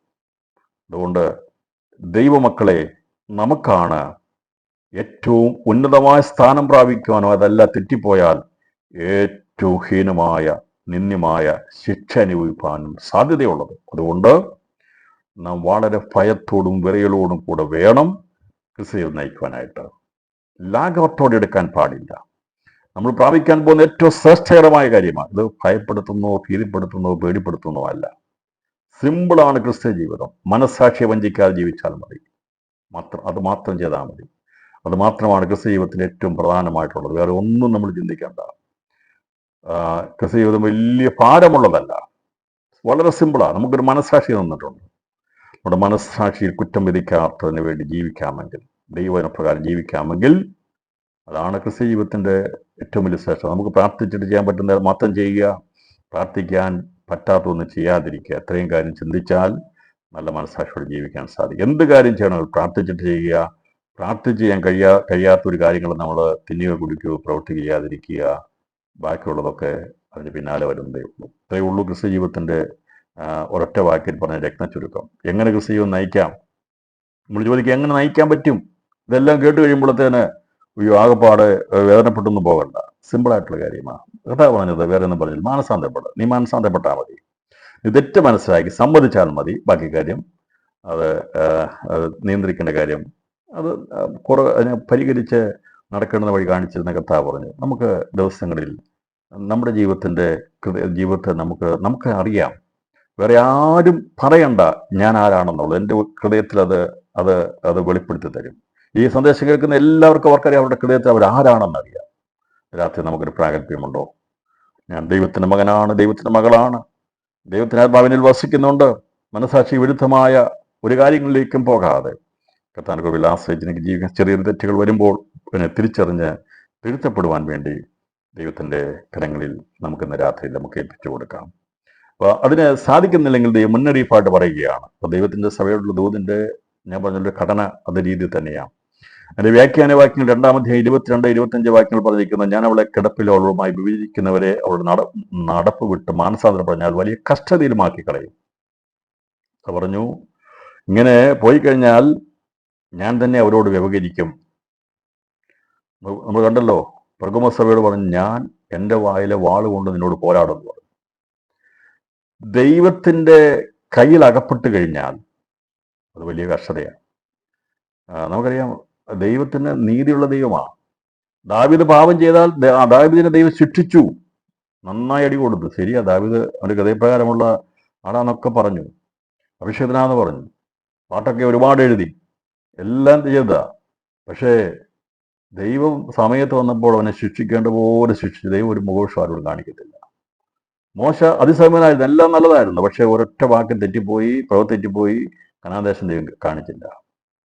ഞാൻ പറഞ്ഞത്, നമ്മളോട് ദൈവം കരുണ കാണിക്കുന്ന ദൈവമാണ്, മനസ്സാക്ഷി കാണിക്കുന്ന ദൈവമാണ്, മഹാദയുള്ള ദൈവമാണ്. എന്നാൽ ദൈവം വെച്ചിരിക്കുന്ന അതിനെ ലംഘിപ്പാൻ പാടില്ല. അങ്ങനെ ചെയ്തു കഴിഞ്ഞാൽ ദൈവം പറഞ്ഞു, ഞാൻ അവരെ വലിയ കഷ്ടത്തിലാക്കി. ദാവീദിന് വന്ന കഷ്ടത്തെക്കുറിച്ചൊക്കെ വേണമെങ്കിൽ ദിനവൃത്താന്തങ്ങൾ പുസ്തകം 1 രാജാക്കന്മാരുടെ പുസ്തകം അവസാനം ദാവീദിന്റെ ചരിത്രം പഠിച്ചാൽ മതി, എത്രമാത്രം കഷ്ടത ഉണ്ടായിരുന്നുള്ളത്. അപ്പോൾ ദൈവവചനത്തെ അനുസരിച്ച് ജീവിച്ചാൽ ഏറ്റവും സിമ്പിളായ കാര്യമാണ്. സന്തോഷത്തോടെ ജീവിക്കാം, സമാധാനത്തോടെ ജീവിക്കാം, ഒരു പ്രശ്നം ഉണ്ടാകത്തില്ല. എന്തിനാണ് ഇത്രയും കഷ്ടം? നിങ്ങൾ ആലോചിച്ച് നോക്കി, ആഹാബ് രാജാവിന് അത്രയും വലിയ കഷ്ടത ഉണ്ടായിരുന്നോ? അവിടെ ദൈവത്തിന് ആലയത്തിന് ആരാധന നടത്തി പോയിരുന്നെങ്കിൽ ആലോചിച്ച് നോക്ക്. അവിടുന്ന് കെട്ടും കെടുത്ത് അവിടെ സീതോന്യ അവിടെ ചെന്ന് വീണുകിടന്ന് നമസ്കരിക്കുക. അവിടുന്ന് അതിൻ്റെ ഭാഗം കൊണ്ടുവന്നിട്ട് ഇവിടെ ശബരിമല പോണത് എന്തെല്ലാം കഷ്ടപ്പാടാണ് ചെയ്തത് ദൈവജനത്തിന് വേണ്ടി. ദൈവം എത്ര സിമ്പിളായിട്ടുള്ള കാര്യം തന്നിരിക്കുന്നല്ലേ. നമുക്ക് കിടന്ന് പ്രാർത്ഥിക്കാം, നടന്ന് പ്രാർത്ഥിക്കാം, ഇരുന്ന് പ്രാർത്ഥിക്കാം, കുളിച്ചില്ലെങ്കിൽ കുഴപ്പമില്ല, പല്ല് തേച്ചില്ലെങ്കിലും കുഴപ്പമില്ല, ദൈവം ചോദിക്കുന്നില്ല. സ്തോത്രം അല്ലേ? ഇങ്ങനെയല്ലേ? ഇതിൻ്റെ കഥ അവിടെ നീ കുളിച്ച് ഡ്രസ്സൊക്കെ മാറിയിട്ട് വേണം പ്രാർത്ഥിക്കാന്ന് പറഞ്ഞിട്ടില്ല. ഇല്ല, നീ കിടക്കയിൽ കിടന്നുകൊണ്ട് നീ പ്രാർത്ഥിച്ചാൽ ദൈവം കേൾക്കുന്നവനാ. ശരീരശുദ്ധി വരുത്തിയിട്ട് പ്രാർത്ഥിക്കണമെന്നല്ല കഥ പറഞ്ഞിരിക്കുന്നത്. ശരീരശുദ്ധി വരുത്തി ഇപ്പോൾ ഉപവസിക്കുക, ഞാൻ രാവിലെ ഉപവസിക്കുക, ഞാൻ 9 മണിക്ക് മുമ്പാട് കുളിച്ചിട്ടൊന്നുമല്ല ഞാൻ ഉപവസിക്കാതിരിക്കുന്നത്. 7 മണിക്ക് മുമ്പാട് ഞാൻ കുളിക്കണം, അങ്ങനെയൊന്നുമില്ല. നമ്മുടെ സമയത്ത് ഞാൻ പറഞ്ഞല്ലോ, നമ്മുടെ ദൈവത്തെ ആരാധിക്കുന്ന ഹൃദയം കൊണ്ട് ആരാധിക്കുന്നത്, ഹൃദയശുദ്ധിയാണ് നമുക്ക് വേണ്ടത്. ബാക്കിയുള്ളത് നമുക്ക് വേണം. ഹൃദയത്തിന് ശുദ്ധി ഉണ്ടെങ്കിൽ ബാക്കിയുള്ള നമുക്കുണ്ടാകും. ഞാൻ പറഞ്ഞൊരു നിയമം എടുത്ത് നോക്കണ്ട. പിന്നെ കിടന്ന് പ്രാർത്ഥിക്കുക. അങ്ങനെയെങ്കിലും പ്രാർത്ഥിച്ചാലും മതി. അങ്ങനെയെങ്കിലും പ്രാർത്ഥിക്കണം. ചിലരോട് പറഞ്ഞ പോലെ വെള്ളം ചിലർ കുടിക്കത്തില്ല. അപ്പം അതിന് ആഹാരം കഴിക്കുന്നതിന് മുമ്പ് അരമണിക്കൂർ, ആഹാരം കഴിച്ച 1/4 മണിക്കൂറൊക്കെ നോക്കിയിരുന്ന് വെള്ളം കുടിക്കാൻ പറ്റത്തില്ല. അത് വെറുതെ പറയുന്നതാ. ഒരു ഡോക്ടർ ഇങ്ങനെ പറഞ്ഞു, നിങ്ങൾ എപ്പോഴെങ്കിലും വെള്ളം കുടിക്കുക, വെള്ളം കുടിച്ചിരിക്കണം. അദ്ദേഹം പറഞ്ഞ കൃത്യമാണ്. ചിലരൊക്കെയാണ് ആഹാരത്തിന് മുമ്പായിട്ട് 1/2 മണിക്കൂർ നോക്കിയിരിക്കണം, കഴിച്ചു കഴിഞ്ഞാൽ ആഹാരം 1/2 മണിക്കൂർ കഴിഞ്ഞിട്ടേ വെള്ളം കുടിക്കുകയുള്ളൂ. ഇതൊക്കെ കേട്ട് തലേ വെച്ചിട്ട് എന്ത് കഷ്ടപ്പാടാണെന്നറിയാവോ? അദ്ദേഹം പറഞ്ഞത്, ഈ വെള്ളം കുടിച്ചാൽ അതിനുള്ള സിസ്റ്റം തന്നിട്ടുണ്ട്, അങ്ങനെ ദഹനത്തിൻ്റെ രസമൊന്നും നഷ്ടപ്പെട്ടു പോകത്തില്ലെന്നാണ് പറഞ്ഞത്. ആവശ്യമില്ലാത്ത കാര്യങ്ങളൊന്നും നമ്മൾ കേട്ട് നമ്മൾ വഴിതെറ്റാൻ പാടില്ല. പണ്ട് നമ്മൾ എങ്ങനെയാണ് ജീവിച്ചത് അതുപോലെ അങ്ങ് ജീവിച്ചാൽ മതി. ഈ കൂടുതൽ അങ്ങോട്ട് ശ്രദ്ധിക്കാൻ പോകുന്നതാണ് വലിയ വിഷയം ഉണ്ടാകുന്നത്. ഞാൻ ഉദാഹരണം പറഞ്ഞതേ ഉള്ളൂ കേട്ടോ, ഉദാഹരണം പറഞ്ഞത്. ഞാൻ കുളിക്കാതെ പ്രാർത്ഥിക്കത്തില്ല, ഞാൻ അങ്ങനെയാണ് ഇങ്ങനെയാണെന്ന് നീ പ്രാർത്ഥിക്കത്തില്ല ഒരിക്കലും. കർത്താവ് 24 മണിക്കൂറൊക്കെ പ്രാർത്ഥിക്കാം. അതിന് ദൈവത്തിന്റെ സന്നിധിയിൽ പ്രാർത്ഥിക്കാൻ, അടുക്കളയിൽ ജോലി ചെയ്യുമ്പോൾ പ്രാർത്ഥിക്കാം. പിന്നെ പ്രാർത്ഥിക്കുമ്പോൾ, നമ്മൾ ഇരുന്ന് പ്രാർത്ഥിക്കുമ്പോൾ ദൈവസ്നേഹിക്കും തലയിൽ ശിരോവസ്ത്രം സ്വീകരിക്കണം. നടന്ന് പ്രാർത്ഥിക്കുമ്പോഴൊന്നും അങ്ങനെ നിർബന്ധമൊന്നുമില്ല. ആരാധന ബന്ധത്തിൽ പ്രവചിക്കുകയോ പ്രാർത്ഥിക്കുകയോ ചെയ്യുമ്പോൾ ചെയ്യണം. നമുക്ക് കിടന്ന് പ്രാർത്ഥിക്കുന്നതിന് തലയിൽ അങ്ങനെയല്ല. ദൈവത്തിന് സ്തോത്രം ചെയ്യാനോ കരയറ്റുവാനോ ഒന്നും പൊതുവായിട്ടുള്ള ശുശ്രൂഷ അല്ലാതെ, ഞാൻ പറഞ്ഞല്ലോ, അത് ദൈവം നോക്കുന്നത്, നമ്മളിപ്പം അടുക്കളയിൽ നിൽക്കുമ്പോൾ ദൈവത്തിന് സ്തോത്രം ചെയ്യുമ്പോൾ ഉടനെ തന്നെ പോയി തലയെ തുണിയിട്ട് അങ്ങനെയല്ല. ദൈവം അത് ആക്കുന്നില്ല, അതിനെ ദൈവം കണക്കിടുന്നില്ല. എന്നാൽ മനഃപൂർവ്വമായിട്ട് തലയിൽ തുണിയിട്ടില്ലെങ്കിൽ പ്രശ്നമാണ്. ഞാൻ പറഞ്ഞത് കാര്യം മനസ്സിലായെന്ന് വിചാരിക്കുന്നു. ആരാധനയിലും പ്രാർത്ഥനയിലും നമ്മൾ തലയിൽ ശിരോവസ്ത്രം സ്ത്രീകൾ ധരിക്കണം എന്നുള്ളത് ദൈവവസ്ഥയാണ്. പക്ഷെ വണ്ടിയിൽ യാത്ര ചെയ്യുമ്പോഴോ അല്ലെങ്കിൽ കിടക്കുമ്പോഴോ ഒക്കെ പ്രാർത്ഥിക്കണം, ദൈവത്തിന് സ്തോത്രം ചെയ്യണം എന്നത് തന്നെ തല തുണിയേണ്ട ആവശ്യമൊന്നുമില്ല. അതിൻ്റെ ഞാനൊരു കാര്യം പറഞ്ഞതേ ഉള്ളൂ. ദൈവം നമുക്ക് തന്നിരിക്കുന്നതൊക്കെ വളരെ സിമ്പിളായ കാര്യമാണ്. അതേക്കുറിച്ച് ഒന്നുകൂടെ ഞാൻ പറയാം. ഈ മുടി സ്ത്രീകൾക്ക് കൊടുത്തിരിക്കുന്നത് പ്രകൃതി കൊടുത്തിരിക്കുന്ന ഒരു മൂടുപടമാണെന്നാണ് പറഞ്ഞിരിക്കുന്നത്. ചിലർക്ക് അതേക്കുറിച്ച് ഒരുപാട് തർക്കങ്ങളും വാദങ്ങളും ഒക്കെ ഉണ്ട്. ഞാനവിടുത്തെ ചെന്ന് കഴിഞ്ഞപ്പം അവരുടെ മെയിൻ വിഷയമായിട്ട്, ബാക്കി വെളിപ്പാട് ദിവസം പഠിപ്പിക്കാമെന്ന് വെച്ചാൽ, പക്ഷെ അവർക്ക് അതൊന്നും അല്ലായിരുന്നു വേണ്ടിയത്. ഈ വിഷയമായിരുന്നു ഭയങ്കര തലേ മൂടുപടമാണ് വേണ്ടയോ. ഒരു കൂട്ടർ പറഞ്ഞു തലയിൽ സ്ത്രീകൾ മൂടുപടേണ്ട ആവശ്യമില്ല, പ്രകൃതി തന്നെ മുടി കൊടുത്തിരിക്കുന്നതുകൊണ്ട് അതിന് ആവശ്യമില്ല എന്നുള്ളതാണ് ചിന്താഗതി. എന്താ അവിടെ പറഞ്ഞെന്നറിയാമോ? എൻ്റെ അർത്ഥം, ദൈവം പ്രകൃതി തന്നെ നമ്മളത് പഠിപ്പിച്ചിട്ടുണ്ട് സ്ത്രീകൾക്ക് തലയിൽ മുടിയൊന്നുണ്ട്. അതുകൊണ്ടാണ് നമ്മൾ ഓഫീസിൽ പോകുമ്പോഴും ചന്തയിൽ പോകുമ്പോഴും ഒന്നും നമ്മൾ തലയിൽ മൂടുപടേണ്ട ആവശ്യമില്ലാത്തത്. അത് പ്രകൃതി തന്നിരിക്കുന്നതാണ്. എന്നാൽ ദൈവസന്നിധിയിൽ പ്രാർത്ഥിക്കാൻ വരുമ്പോൾ, പ്രവചിക്കാൻ വരുമ്പോൾ, ദൈവസന്നിധി വരുമ്പോൾ തലയിൽ തുണി അത് എക്സ്ട്രാ തലയിലിട്ടേ മതിയാകുള്ളൂ. അതിട്ടേ മതിയാകുള്ളൂ. അതാണ് എൻ്റെ അർത്ഥം. അതിനെ മിസ്ഇൻറ്റർപ്രിറ്റ് ചെയ്തിട്ട് മുടി ഉണ്ടല്ലോ, അത് മൂടുപടത്തിന് പകരമാണല്ലോ എന്ന് പറഞ്ഞ് അതുകൊണ്ടാണ് നമ്മൾ പുറമേ പോകുമ്പോൾ സ്ത്രീ തലയിൽ തുണിയിടാൻ നമ്മൾ നിർബന്ധിക്കാത്തത്, അതിൻ്റെ ആവശ്യമില്ലാത്തത്. എത്ര കൃത്യമായിട്ടുള്ള, എത്ര ലളിതമായിട്ടുള്ള ഒരു നിയമമാണ് നമുക്ക് ദൈവം തന്നിരിക്കുന്നത്, അല്ലേ? അല്ലെങ്കിൽ ആലോചിക്കുക, തലയിൽ എപ്പോഴും തുണിയിടണമെങ്കിൽ ബുദ്ധിമുട്ട് തന്നെ. നമുക്കങ്ങനെ തന്നിട്ടില്ല. ഇത് പരിജ്ഞാനത്തിൻ്റെതാണ് ദൂത്, വചനം. നമുക്ക് തന്നിരിക്കുന്ന പുസ്തകം പരിജ്ഞാനത്തിൻ്റെതാണ്. അതുകൊണ്ടാണ് സ്കൂളിൽ പോകുമ്പോഴും ജോലിക്ക് പോകുമ്പോഴും അവിടെ പോകുമ്പോഴൊന്നും നമ്മൾ തലയിൽ ശിരസ്വസ്ത്രം ഇടേണ്ട ആവശ്യമില്ല. എന്നാൽ പ്രാർത്ഥനാ സ്ഥലത്ത്, ആരാധനയിൽ തല തുണിയിടണം എന്നുള്ളത്. എന്നിട്ട് പറഞ്ഞു, തർക്കിക്കാൻ വരികയാണെങ്കിൽ തർക്കിക്കരുത്, വിട്ടുകളഞ്ഞേക്കാനും പറഞ്ഞു. എന്നാ പറഞ്ഞിരിക്കുന്നത്. അപ്പോൾ അത് മനസ്സിലായല്ലോ, അതിൻ്റെ അർത്ഥം മനസ്സിലായല്ലോ. എപ്പോഴും തലേ തുണിയിട്ടുണ്ട് പോകണ്ട. അത് പ്രകൃതി തന്നിട്ടുണ്ട്, മുടി വളർത്തി കഴിയുമ്പോൾ അങ്ങനെയുണ്ട്, അത് മതി.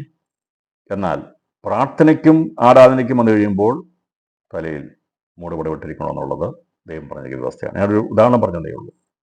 ഇതിൽ പറയാൻ കാരണം, ഇങ്ങനെയുള്ള കാര്യങ്ങളൊക്കെ പറഞ്ഞു പോകുന്നത്, ഈ ഒരുപാട് ഉപദേശങ്ങൾ വന്ന് പലതും കാറ്റിൽ പറത്തി കളയാൻ വേണ്ടി ശ്രമിക്കുമ്പോൾ ചെറിയ ചെറിയ മിസ്റ്റേക്കുകളാണ് നമ്മുടെ ജീവിതത്തിൽ അനുഗ്രഹ തടസ്സമായി നിൽക്കുന്നത് എന്നുള്ളത് മനസ്സിലാക്കി അതിനെ നാം ഓവർകം ചെയ്യണം. അതിനു വേണ്ടിയാണ് ഇത് പറയുന്നത്. അപ്പോൾ ഞാൻ അവളെ കിടപ്പിലും അവളുമായി വ്യഭിചരിക്കുന്നവരെ അവളുടെ നടപ്പ് വിട്ട് മാനസാന്തരപ്പെടാൻ വലിയ കഷ്ടതയിലാക്കി കളയും. അവളുടെ മക്കളെയും ഞാൻ കൊന്നുകളയും. ഞാൻ ഉൾപ്പൂവുകളെയും ഹൃദയങ്ങളെയും ആരായുന്നവനെന്ന് സകല സഭകളും അറിയും. നിങ്ങളുടെ പ്രവൃത്തി തക്കവണ്ണം ഞാൻ നിങ്ങൾക്ക് ഏവർക്കും പകരം ചെയ്യും. അതാ പറഞ്ഞു, ഞാൻ മാനസാന്തരപ്പെടാൻ സമയം തരികയാണ്.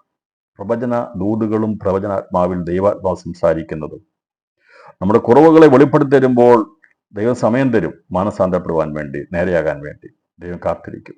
അതിനെ അവഗണിച്ച് കളയുമ്പോഴാണ് നമുക്ക് ശിക്ഷ ഉണ്ടാകുന്നത്. ഇസ്രായേലിന്റെ ചരിത്രം പഠിച്ചാൽ ദൈവം പ്രവാചകന്മാരെ അയച്ചുകൊണ്ടേയിരുന്നു, ദൈവം തന്റെ ദാസന്മാരെ അയച്ചുകൊണ്ടേയിരുന്നു. പക്ഷെ അവര് ഉപശാന്തി ഇല്ലാതാവണം. അതിനെ എന്ത് ചെയ്തു? തള്ളിക്കളഞ്ഞ് നശിച്ചു പോകാട്ടിടയായിട്ട് വന്നു. ദൈവം ഏതെങ്കിലും വിധത്തിൽ നമ്മളോട് ഇടപെടും. ഇന്ന് രാത്രിയിലും നമ്മളോട് ഇടപെടുകയാണ്. മാനസാന്ത യോഗ്യമായിരിക്കുന്ന ഫലം നമ്മൾ കായ്ക്കത്തക്കവണ്ണം നമ്മുടെ ഹൃദയങ്ങളെ ദൈവത്തിൽ പകരാൻ കർത്താവോട് പറയും, കർത്താവേ, ഞാൻ എന്തായിത്തീരണമെന്ന് അങ്ങ് ഉദ്ദേശിക്കുന്നുവോ അതുപോലെ എന്നെ ആക്കി തീർക്കണമേ. ഞാൻ കുശവന്റെ കയ്യിലെ കളിമണ്ണ് പോലെ നിന്റെ കരങ്ങൾ ഏൽപ്പിക്കുകയാണ്. നിന്റെ ഇഷ്ടം പോലെ എന്നെ മെനഞ്ഞെടുക്കണം. എൻ്റെ ഇഷ്ടമല്ല താതാ, നിന്റെ ഇഷ്ടം എന്നെ നിറവേറപ്പെടണമെന്ന് ഏൽപ്പിച്ചു കൊടുക്കണം. അങ്ങനെ ഏൽപ്പിച്ചു കൊടുത്തു കഴിഞ്ഞാൽ ദൈവം അവരോട് മാനസാന്തരത്തിന് അനുഭവത്തോടുവരെ ദൈവം ശിക്ഷിക്കാതെ വിട്ടിട്ടുണ്ട്. ആഹാം ജേത്തമ്മനെ എടുത്ത് പഠിക്കുമ്പോൾ നമുക്ക് കാണാൻ സാധിക്കുന്നുണ്ട്. എൻ്റെ ഹൃദയം ആടി ഒലങ്ങെന്നാണ് പറഞ്ഞത്. അതുകൊണ്ട് നീ പേടിക്കേണ്ടെന്ന് പറയും. ഞാൻ പറഞ്ഞല്ലോ, ഏത് മനുഷ്യനും ദൈവസന്നിധിയിൽ മടങ്ങി വന്നാൽ ദൈവം ക്ഷമിക്കും. അതിന് ഉദാഹരണമാ വഴിതെറ്റിപ്പോയ മകൻ മടങ്ങി വന്നപ്പോൾ അപ്പൻ സ്നേഹത്തോടെ സ്വീകരിച്ചത്. ദൈവത്തിന് അതാ ആവശ്യം. മടങ്ങി വരവാ ദൈവം ആവശ്യപ്പെടുന്നത്. സ്വയമായിട്ടുള്ള നീതികരണത്തിലേക്കോ ഞാൻ ശരിയാണെന്നുള്ള ചിന്തയിലേക്ക് വരാൻ പാടില്ല. പ്രത്യേകിച്ച് ദൈവമക്കളാകാൻ നമ്മൾ ഒരിക്കലും അഹങ്കരിപ്പാൻ പാടില്ല. ഞാനാണ് ശരി, ഞങ്ങളാണ് ശരി എന്നുള്ള ചിന്താഗതി വരാൻ മറ്റോട് സംസാരിക്കുമ്പോഴൊക്കെ ഞങ്ങളെല്ലാം തികഞ്ഞവരാണെന്നുള്ള രീതിയിൽ ചിന്തിക്കരുത്. നാം അവരോട് സംസാരിക്കുമ്പോൾ മാന്യമായും മര്യാദയായി സംസാരിക്കണം, സ്നേഹത്തോടെ സംസാരിക്കണം. എങ്കിൽ മാത്രമേ നമുക്ക് അവരെ നേടാൻ കഴിയത്തുള്ളൂ. സ്നേഹത്തിൽ സത്യം സംസാരിക്കാം. അല്ലാതെ ഞങ്ങൾ മാത്രമാണ് ഇതിലെല്ലാം അറിയാവുന്ന രീതിയിലുള്ള അഹങ്കാരമല്ല വേണ്ടിയത്. താഴ്മയോടെയാണ്. യേശു കർത്താവ് ലോകത്തിൽ വന്നപ്പോൾ അവൻ്റെ സംസാര ശൈലി അങ്ങനെയായിരുന്നു, ഇടപെട്ടതായിരുന്നു. അതുകൊണ്ട് നമ്മുടെ ജീവിതത്തിൽ മാറ്റമുണ്ടാകണം. കർത്താവ് പറഞ്ഞു, നിങ്ങളുടെ എല്ലാ സകല സഭകളും അറിയും. സഭയോട് പറഞ്ഞു, നിന്റെ ഉള്ളിലുള്ള വിഷയം നീ മാത്രമേ അറിഞ്ഞിട്ടുള്ളൂ. ഞാൻ സമയം തരിക അത് മാനസാന്തരപ്പെടാനായിട്ട്. നീ മാനസാന്തരപ്പെട്ടിട്ടില്ലെങ്കിൽ സകല സഭകൾ അറിയത്തക്കവണ്ണം ഞാൻ നിന്നെ ശിക്ഷിക്കും. പറഞ്ഞതിനർത്ഥം നിന്നെ പരസ്യക്കോലമാക്കുമെന്ന്. ശത്രു പരസ്യക്കോലമാക്കുവാൻ ശ്രമിച്ചാൽ ദൈവം അതിന് തടയിടും, നമ്മെ നിന്നയ്ക്ക് ഏൽപ്പിക്കുകയില്ല. എന്നാൽ നാം ദൈവത്തോട് മറുതലിച്ചാൽ, ദൈവം നമ്മളെ പരസ്യക്കോലമാക്കിയാൽ ഒരു ശക്തിക്കും തടയാൻ കഴിയത്തില്ല. അതുകൊണ്ട് ഇന്ന് രാത്രിയിൽ നമുക്ക് പറയാം, കർത്താവേ നിന്റെ വചനത്തൊത്തവണ്ണം ജീവിപ്പാൻ ദൈവമായ കർത്താവേ ഞങ്ങളെ സഹായിക്കോട് പറയാ. സകല സഭകളും അറിയും നിന്നിൽ അകത്ത് നടക്കുന്ന രഹസ്യ പാപത്തെ. നീ മാനസാന്തരപ്പെടാതെ അതിനെ തുടർന്ന് പോയി കഴിഞ്ഞാൽ, ഞാൻ ശിക്ഷിച്ചു കഴിഞ്ഞാൽ അതെല്ലാവരും അറിയും. അതുകൊണ്ട് മാനസാന്തരപ്പെടാനുള്ള ദൂത് ദൈവത്തോട് പറയുകയാണ്. എന്നാൽ ഈ ഉപദേശം കൈക്കൊള്ളാതെ അവർ പറയും പോലെ സാത്താന്റെ ആഴങ്ങൾ അറിഞ്ഞിട്ടില്ലാതെയും തുയത്തിലെ ശേഷം ഇതിൻ്റെ എല്ലാം കാരണമായി തീർന്നത് ഈ ഇസബേലി ശക്തി വന്നപ്പോൾ അവിടെ പഠിപ്പിച്ചത് മുഴുവൻ സാത്താന്റെ ആഴങ്ങളാണ്. പുറമേ എല്ലാം ദൈവത്തിൻ്റെ ദാസി എന്നുള്ള വേഷം കെട്ടിയിരുന്നെങ്കിലും സാത്താന്റെ ആഴങ്ങളെയാണ് അവിടെ ഉപദേശിച്ചു കൊടുത്തത്. ഞാനതേക്കുറിച്ച് രാത്രിയിൽ ഒരിക്കൽ ഒന്നുകൂടി പറയുക. സാത്താന്റെ ആഴങ്ങളല്ല നാം അറിയേണ്ടത്. സാത്താന്റെ ആഴങ്ങളെ എന്തുകൊണ്ട് നമ്മൾ അറിയണ്ട എന്ന് ചോദിച്ചു കഴിഞ്ഞാൽ അത് പഠിക്കാൻ പറ്റാത്തത് കൊണ്ടല്ല. വേണേൽ പഠിക്കാം. ഏറ്റവും അധികം വേഗത്തിൽ പഠിക്കാൻ പറ്റുന്നത് സാത്താന്റെ ആഴങ്ങൾ പഠിക്കാനാണ്. വളരെ സിമ്പിളാണ്. ഗ്രന്ഥങ്ങളെ പഠിക്കാൻ വളരെ എളുപ്പമാണ്. ഇന്ന് ഇന്റർനെറ്റ് ലോകത്തിൽ ഏറ്റവും അധികം അനേകർ സെർച്ച് ചെയ്യുന്നത് ഈ പറയുന്ന കാര്യങ്ങൾക്ക് വേണ്ടി. അതുകൊണ്ടാണ് തലമുറകൾ നശിച്ചു പോകുന്നത്. പൈശാചിക അടിമത്തപ്പെടാൻ കാരണം ഇതിലേക്ക് വിരൽ നീങ്ങുന്നത് കൊണ്ടാണ്. അവനെക്കുറിച്ച് പഠിക്കാൻ പോകുന്നത് കൊണ്ടാണ്. അതുകൊണ്ട് എന്നെ കേൾക്കുന്ന പ്രിയപ്പെട്ടവർ ഒരിക്കലും സാത്താന്റെ തന്ത്രങ്ങളെക്കുറിച്ച്, അവൻ്റെ ആഴങ്ങളെക്കുറിച്ച് പഠിക്കാൻ പോകരുത്. അങ്ങനെ ഈ ഇസബേലി ശക്തി വന്നു കഴിഞ്ഞപ്പോൾ അവിടെ ദൈവത്തിന്റെ ആഴങ്ങളല്ല പഠിച്ചത്, അവിടെ പഠിപ്പിക്കാൻ തുടങ്ങിയത് സാത്താന്റെ ആഴങ്ങളാണ്. സാത്താന്റെ തന്ത്രങ്ങളെ നമ്മൾ മനസ്സിലാക്കി കൊടുക്കും. പക്ഷേ സാത്താന്റെ ആഴത്തെക്കുറിച്ച് പഠിപ്പിക്കേണ്ട ആവശ്യം എനിക്ക് യേശു ക്രിസ്തുവിൻ്റെ ആത്മാവ് തന്നിരിക്കുന്നത് ക്രിസ്തുവിനുള്ള ആഴത്തെക്കുറിച്ച് പഠിപ്പിക്കാൻ വേണ്ടിയാണ്. എന്തിനു വേണ്ടിയാണ് നമ്മുടെ ഇന്ന് രാത്രി പറയാം. ചിലർക്ക് അങ്ങനെ ഒരു ചിന്തയൊക്കെയുണ്ട്. സാത്താന്റെ തന്ത്രങ്ങൾ, സാത്താന്റെ എല്ലാ ആഴങ്ങളെക്കുറിച്ച് മനസ്സിലാക്കി അവനോട് യുദ്ധം ചെയ്യണം. അത് ലോകപരമായിട്ടുള്ളതാണ്. ലോകത്ത് യുദ്ധം ചെയ്യുമ്പോൾ അങ്ങനെ ചെയ്യണം. ഇപ്പം നമ്മൾ ഒരു രാജ്യമായിട്ട് യുദ്ധം ചെയ്യാൻ പോകുന്നുണ്ടെങ്കിൽ അടുത്ത രാജ്യവുമായിട്ടുള്ള കണക്കൂട്ടും. എത്ര ഫ്ലൈറ്റ് അവർക്കുണ്ട്, എത്ര ഷിപ്പ് അവർക്കുണ്ട്, എത്ര ജനമുണ്ട്, നമ്മൾ കണക്കൂട്ടും. അത് യുദ്ധം ചെയ്ത് കഴിഞ്ഞാൽ ആര് ജയിക്കും തോക്കുന്നുള്ള ഒരു ഒന്ന് കണക്കൂട്ടി നോക്കും. പക്ഷേ ഇവിടെ അങ്ങനെ കണക്കൂട്ടേണ്ട ആവശ്യമില്ല. കാരണം നമ്മളിൽ വ്യാപരിക്കുന്നത് ജയാളിയായിരിക്കുന്ന ക്രിസ്തുവിൻ്റെ ശക്തിയാണ്. സാത്താൻ എന്തെല്ലാം ഉണ്ടെങ്കിലും നമുക്കത് പ്രശ്നമല്ല. കാരണം നമ്മൾ തന്നിരിക്കുന്ന അമിതമായ ബലമാണ് തന്നിരിക്കുന്നത്. അതുകൊണ്ടാണ് അവനെക്കുറിച്ച് അധികം പഠിക്കേണ്ടാത്തത്, അവൻ്റെ ആഴങ്ങൾ മനസ്സിലാക്കേണ്ടത്. ഇനി ആർക്കെങ്കിലും സംശയം ഉണ്ടെങ്കിൽ ലൂക്കോസ് സുവിശേഷം 14:30-32 വാക്യങ്ങൾ വായിച്ചാൽ മതി. അത് രാജാവ് മറ്റൊരു രാജാവുമായിട്ട് പടയ്ക്ക് പോകുമ്പോൾ തന്നെ ഇരുന്ന് കണക്കൂട്ടും. പിന്നെ 10,000 വരുന്നവർ 20,000 വരുന്നവൻ 10,000 ചെല്ലാൻ പറ്റുമോ എന്നൊക്കെ കണക്കൂട്ടുന്നത് അതിന് വേണ്ടിയാണ്. ഇവിടെ അങ്ങനെ കണക്ക് കൂട്ടിയ ഒരു യുദ്ധമല്ല ദൈവമൊക്കെ തന്നിരിക്കുന്നത്. ജയാളിയായിരിക്കുന്ന ക്രിസ്തു നിൽക്കുന്ന അമിത ബലമായതുകൊണ്ട് അതിന് മീതെ ഒരു ശക്തിയുമില്ല. അതുകൊണ്ട് ഏത് ദേശത്തെ ശക്തിയാണ്, ഏത് പോരാണെങ്കിലും രാത്രി ആത്മാവ് വിളിച്ചു പറയുക. നമുക്ക് പ്രത്യേകമായിട്ടുള്ള ഒരു പഠനം അവിടത്തെക്കുറിച്ച് പഠിച്ചങ്ങനെ ചെയ്യേണ്ട ആവശ്യമൊന്നുമില്ല. കാരണം നമ്മളിപ്പോൾ നിൽക്കുന്ന അമൃതശക്തി, നമുക്ക് കോംപ്രമൈസ് ഇല്ല, സെറ്റിൽമെന്റ് ചെയ്യാൻ സന്ധി ചെയ്യേണ്ട ആവശ്യമില്ല. സന്ധിയില്ല, സമരം ചെയ്യുന്നവരായിരിക്കണം ദൈവസഭ. സന്ധി ചെയ്യേണ്ട ആവശ്യമില്ല. പരാജയപ്പെട്ടു പോകുന്നു, പേടിക്കൊണ്ടുള്ളവരാണ് ഇതേക്കുറിച്ച് അന്വേഷിക്കുന്നത്, ഉണ്ടോ നമുക്കുണ്ടോ എന്നുള്ളത്. ദൈവത്തിന്റെ കൃപയുണ്ടെങ്കിൽ, വിശുദ്ധിയിൽ ജീവിക്കുന്നെങ്കിൽ, ദൈവാത്മാവിൽ ആരാധിക്കുന്നെങ്കിൽ നമുക്ക് ഏത് സ്ഥലത്തും നമുക്ക് പോരാടാം, നമുക്ക് പ്രാർത്ഥിക്കാം, നിലനിൽക്കാം. ദൈവം നമ്മളെ ശക്തീകരിക്കും, ദൈവം നമ്മളെ ബലപ്പെടുത്തും. അതിന് സാത്താന്റെ ആഴങ്ങളൊന്നും അറിയേണ്ട ആവശ്യമില്ല. ക്രിസ്തുവിന്റെ ദാനത്തെക്കുറിച്ച് അറിഞ്ഞാൽ മതി. ദൈവത്തിന്റെ പരിശുദ്ധാത്മാവ് തന്നിരിക്കുന്ന ആഴത്തെക്കുറിച്ചാണ് നമ്മൾ മനസ്സിലാക്കുന്നത്. കൊരിന്ത്യർ 2:10 പറഞ്ഞിട്ട് നമുക്ക് തന്നിരിക്കുന്ന ആത്മാവ് ദൈവത്തിന്റെ ആഴങ്ങളെ തിരിച്ചറിയാൻ വേണ്ടിയാണ്. എന്താണ് ദൈവത്തിന്റെ ആഴങ്ങൾ എന്നുള്ളത് വിശദീകരണം കൂടാതെ ഞാൻ വേഗത്തിൽ പറയാം. റോമർക്കെഴുതിയ ലേഖനം 11:31 ദൈവത്തിന്റെ ധനം, ജ്ഞാനം, അറിവ് എന്നിവയുടെ ആഴമേ. ദൈവത്തിന്റെ ആഴം എന്താ? ദൈവത്തിന്റെ ധനം എന്താണ്? ദൈവത്തിന്റെ ധനം, ദൈവത്തിന്റെ ധനം, ജ്ഞാനം, അറിവ് എന്നിവയുടെ ആഴമേ. അതേക്കുറിച്ചാണ് പഠിക്കേണ്ടത്. ഇവിടുത്തെ സാധാരണ തന്ത്രങ്ങളാണ്, സാധാരണ ആഴങ്ങളാണെങ്കിൽ ഇവിടുത്തെ അതല്ല കാണിച്ചു കൊടുത്തത്. കർത്താവിനെ കൊണ്ടുപോയിട്ട് പറഞ്ഞു, ഇതൊക്കെ നോക്കിക്കോ, ഇതെല്ലാം എൻ്റെ കീഴിലുള്ളത്, എല്ലാം ഈ ധനമല്ല എൻ്റെ ഉള്ളതാണ്. കർത്താവ് അവിടെ നിനക്ക് ഈ ഭൂമിയിലുള്ളതേ ഉള്ളൂ, പക്ഷേ സ്വർഗീയ ധനത്തിന്റെ ഉടമസ്ഥനാ ദൈവം. അതുകൊണ്ട് നമുക്ക് തന്നിരിക്കുന്ന സ്വർഗീയ ധനമാ. അതുകൊണ്ട് പ്രിയപ്പെട്ടവരെ, നാം പഠിക്കുന്നത് ഇവിടുത്തെ കാര്യങ്ങളല്ല പഠിക്കുന്നത്, ദൈവത്തിന്റെ ധനം. അവന്റെ ധനം എത്ര മഹിമയുള്ളതാ! ജീവൻ തന്ന നമ്മെ രക്ഷിച്ചിരിക്കുന്ന ക്രിസ്തുവിന്റെ ധനത്തിന് മീതെ ഒരു ധനമില്ല. അതുകൊണ്ട് എന്നെ വിലയ്ക്ക് വാങ്ങിയിരിക്കുന്നത്, എന്നെ വിലയ്ക്ക് വാങ്ങിയിരിക്കുന്നത് അത് പൊന്ന്, വെള്ളി മുതലായ അഴിഞ്ഞു പോകുന്ന വസ്തുക്കളെ കൊണ്ടല്ല നമ്മളെ വിലയ്ക്ക് വാങ്ങിയത്. നാം വിലയുള്ളവരും മാന്യരുമാ. അതേക്കുറിച്ചാണ് മനസ്സിലാക്കേണ്ടത്. നമ്മെ വിലയ്ക്ക് വാങ്ങിയിരിക്കുന്ന ക്രിസ്തുവിന്റെ ധനത്തെക്കുറിച്ച് മനസ്സിലാക്കണം. ധനം എത്ര വലുതാ! അതിന് വെള്ളിയും പൊന്നും അല്ല ദൈവം കണ്ടത്, തൻ്റെ ജീവൻ തന്ന നമ്മളെ. അതാണ് ആഴം. ധനം, ജ്ഞാനം. ലോകസ്ഥാപനത്തിന് മുമ്പ് നമ്മെ ക്രിസ്തുവിൽ കണ്ട് അവനോടുകൂടി ഇരുത്തുവാൻ വേണ്ടി ദൈവം പ്ലാൻ ചെയ്തിരിക്കുന്ന പുതിയ യെരൂശലേമിനെ കുറിച്ചും പുതിയ യെരൂശലേമിനെ കുറിച്ചും പുതിയ ആകാശ ഭൂമിയെക്കുറിച്ചുമുള്ള കാഴ്ചപ്പാടാണ് ദൈവത്തിന്റെ ജ്ഞാനം, അതിൻ്റെ അറിവ്. അതിലേക്ക് എത്തിക്കുവാൻ വേണ്ടിയാണ് പരിശുദ്ധാത്മാവ് ദിവസങ്ങളിൽ നമ്മളെ അതാണ് ദൈവത്തിന്റെ ആഴങ്ങൾ എന്ന് പറഞ്ഞിരിക്കുന്നത്. ഈ ലോകത്തിന്റെ ധനവും ഈ ലോകത്തിന്റെ ജ്ഞാനവും ലോകത്തിന്റെ അറിവും ഒക്കെ ഇവിടം കൊണ്ട് തീരുമ്പോൾ കർത്താവ് പറഞ്ഞു, ദൈവാത്മാവ് പറഞ്ഞു, നീ പഠിക്കേണ്ടത് ദൈവത്തിന്റെ ജ്ഞാനം, ദൈവത്തിന്റെ അറിവ്, ദൈവത്തിന്റെ ധനത്തെക്കുറിച്ച് പഠിക്കണം. അതേക്കുറിച്ച് ദീർഘിപ്പിക്കുന്നില്ല, മനസ്സിലായി വിചാരിക്കുന്നു. ദൈവത്തിന്റെ ആഴം നാം ഇന്ന് രാത്രി മനസ്സിലാക്കുമ്പോൾ അതെത്ര വലുതാണ്. പൗലോസ് പറയുക, ദൈവത്തിന്റെ ധനം, ജ്ഞാനം, അറിവ് എന്നിവയുടെ ആഴമേ. അതാർക്ക് ഗ്രഹിച്ചെടുക്കുവാൻ കഴിയും? ആർക്ക് മനസ്സിലാക്കിയെടുക്കുവാൻ കഴിയും? യേശു ക്രിസ്തുവിന്റെ രക്തത്തിന്റെ വിലയെക്കുറിച്ച് ആർക്കെങ്കിലും പറയാൻ കഴിയും? അതിനെ പറഞ്ഞ് വിലമതിക്കാൻ കഴിയാത്ത പുണ്യാക രക്തത്തിന്റെ ശക്തി എത്ര വലുതാ! പക്ഷെ അവന് വിലമതിച്ചു ലോകം. 30 വെള്ളിക്കാശ് വിലമതിച്ചു യേശുവിന്. പക്ഷേ അവൻ വിലമതിക്കാൻ കഴിയാത്ത ധനത്തിന്റെ ഉടമയാ. അവൻ സകല ജ്ഞാനവും അവനിൽ ഗുപ്തമായിട്ടിരിക്കുന്നു.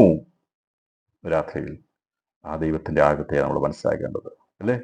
നമുക്ക് എത്ര സന്തോഷമുണ്ടായിരിക്കണം ഓരോ ദിവസം ചെല്ലുന്തോറും ദൈവത്തിന്റെ ധനത്തെക്കുറിച്ചും അവന്റെ ജ്ഞാനത്തെക്കുറിച്ചും അറിവിനെക്കുറിച്ചും ഒക്കെ നമുക്ക് തിരിച്ചറിയുന്ന എത്ര സന്തോഷകരമാണ്. ഇന്ന് രാത്രിയിലും അതിനായി ദൈവം നമ്മെ വെളിപ്പെടുത്തുക. അവിടെ സാത്താന്റെ ആഴങ്ങൾ എന്ന് പറഞ്ഞു കഴിഞ്ഞാൽ ഈ പറയുന്ന കാര്യങ്ങളൊക്കെയാണ്. അത് ഇവിടെ കുറെ ഉണ്ടാക്കണം. അത് നമുക്കറിയാമല്ലോ. ഈ അവസാനം ഈ ആഹാബ് തെറ്റിപ്പോയപ്പോൾ അവന്റെ രാജ്യത്തുള്ള ഒരുത്തൻ എന്ത് ചെയ്യൂ, എരിഹോ മതിൽ പണിയാൻ തുടങ്ങി. അപ്പൊ അവര് നഷ്ടപ്പെട്ടതൊക്കെ പണിയാണ്. എരിഹോ മതിലിനെ ദൈവം ഇടിച്ചു കളഞ്ഞ പിന്നെ അവിടെ പണിയാൻ തുടങ്ങി എന്ന് പറഞ്ഞ പോലുള്ള പണികളൊക്കെ അവിടെ വരും. സാത്താന്റെ ആഴങ്ങളാണ്. സാത്താന്റെ ആഴങ്ങളാണ് ഈ പറയുന്ന കാര്യങ്ങളൊക്കെ. നമ്മൾ അതിലേക്ക് പോകേണ്ട ആവശ്യമില്ല. ഇവിടെ പറയുകയാണ് സാത്താന്റെ ആഴങ്ങൾ അറിഞ്ഞ്. സാത്താന്റെ ആഴങ്ങൾ എന്ന് പറയുമ്പോൾ ഇങ്ങനെ തന്ത്രപരമായിട്ടുള്ള ശക്തികൾ അകത്ത് കടന്ന് അത് ആരുമറിയാതെ ദൈവദാസന്മാരെ വഞ്ചിച്ചു കളയുന്ന സാത്താന്റെ ആഴങ്ങളുണ്ട്. അത് തിരിച്ചറിയണം. നീ അങ്ങനെ അറിയാത്ത അനേകർ എൻ്റെ അകത്തുണ്ട്, ഇത് പെട്ടുപോകാത്തവരുണ്ട്. എന്നാൽ ഒരു കൂട്ടം ഇതിനകത്ത് പെട്ടുപോയിട്ടുണ്ട്. അവരോട് മാനസാന്തര സമയം കൊടുത്തിട്ടുണ്ട്, അവർ ചെയ്തില്ല. അങ്ങനെ ചെയ്തു കഴിഞ്ഞാൽ ഞാൻ വന്ന് അവരെ എന്ത് ചെയ്യും? അവരെ പരാജയപ്പെടുത്തും, അവരോട് ഇടപെടും എന്ന് ദൈവത്തിൻ്റെ ആത്മാവിടെ രേഖപ്പെടുത്തിയിട്ടുണ്ട്. അപ്പം അവസരം ലഭിച്ചിട്ട് മാനസാന്തരപ്പെടാതിരിക്കുന്നവരെ വലിയ കഷ്ടതയിലാക്കി കളയുമെന്നും അവരുടെ പ്രവൃത്തികൾക്ക് തക്കവണ്ണം ഹൃദയങ്ങളെ പരിശോധിക്കുന്നതിന് പകരം കൊടുക്കുമെന്നുള്ള ശക്തമായ താക്കീതാണ് മുന്നറിയിപ്പായി നൽകിയിട്ടുള്ളത്. ദൈവം പറഞ്ഞു ഒരു കോംപ്രമൈസും ഇല്ല. എന്ന് പറയപ്പെട്ട ഒരു കോംപ്രമൈസും ദൈവം ചെയ്യുകയില്ല. ദൈവവചനം അതതുപോലെ തന്നെ നിൽക്കും. ആരെല്ലാം വിട്ടു പിന്മാറിപ്പോയാലും ദൈവത്തിന്റെ വചനത്തിൽ നിന്ന്, അവന്റെ അടിസ്ഥാന ഉപദേശത്തുനിന്ന് ദൈവം അയത്തില്ല. അതങ്ങനെ തന്നെ നിൽക്കും. 1-ാം നൂറ്റാണ്ടിൽ എങ്ങനെയാണോ ദൈവസഭ സ്ഥാപിതമായത് അതുപോലെ തന്നെയായിരിക്കും കർത്താവിൻ്റെ വരവ് സഭ. അതിനുശേഷമുള്ള സഭയെ അന്നേരത്തിന് അനുസരിച്ച് ദൈവം നടത്തും. ദൈവം ഒരിക്കലും മാറ്റം വരുത്തത്തില്ല. ഇസബേലും ആഹാബും ചേർന്ന് ഇസ്രായേൽ ജനത്തെ വഞ്ചിച്ചുവെങ്കിലും അവിടെ ആ സാഹചര്യത്തിലും 7000 പേരെ മാത്രമല്ല, ഏലിയാവ് ഉൾപ്പെടെ 7001 പേരെ അവിടെ ശേഷിപ്പിച്ചിരുന്നു. അതുപോലെ സത്യവിശ്വാസത്തിന് വേണ്ടി ദൈവവചനത്തെ മുറുകെ പിടിച്ച് നിൽക്കുന്നവർ സാത്താന്റെ ആഴങ്ങളുടെ പിന്നാലെ പോകുന്നവരല്ല. വിശുദ്ധീകരണത്തിനായി തങ്ങളെ തന്നെ ദൈവത്തിനായി ഏൽപ്പിക്കുന്നവരായിരിക്കും. നമ്മളാരും സാത്താന്റെ ആഴങ്ങളെ കുറിച്ച് പഠിക്കാൻ പോകുന്നില്ല. ഒരാവശ്യവുമില്ല. നമുക്ക് വിശുദ്ധീകരണത്തിന്റെ ശക്തി ആവശ്യം. കാരണം ഞാൻ പറഞ്ഞല്ലോ, അവൻ എത്ര ബലമുള്ളവനാണെങ്കിലും കർത്താവ് നമ്മളെ പകർന്നിരിക്കുന്ന അമിത ബലമാണ്. രാത്രിയിൽ പറയണം, യേശുവിന്റെ ധനത്താൽ അവന്റെ വിലയേറിയ രക്തം കൊണ്ട് വിലയ്ക്ക് വാങ്ങിയ ദൈവസഭ, അതിനെ പരാജയപ്പെടുത്താൻ പിശാചേ നിനക്ക് കഴിയത്തില്ല.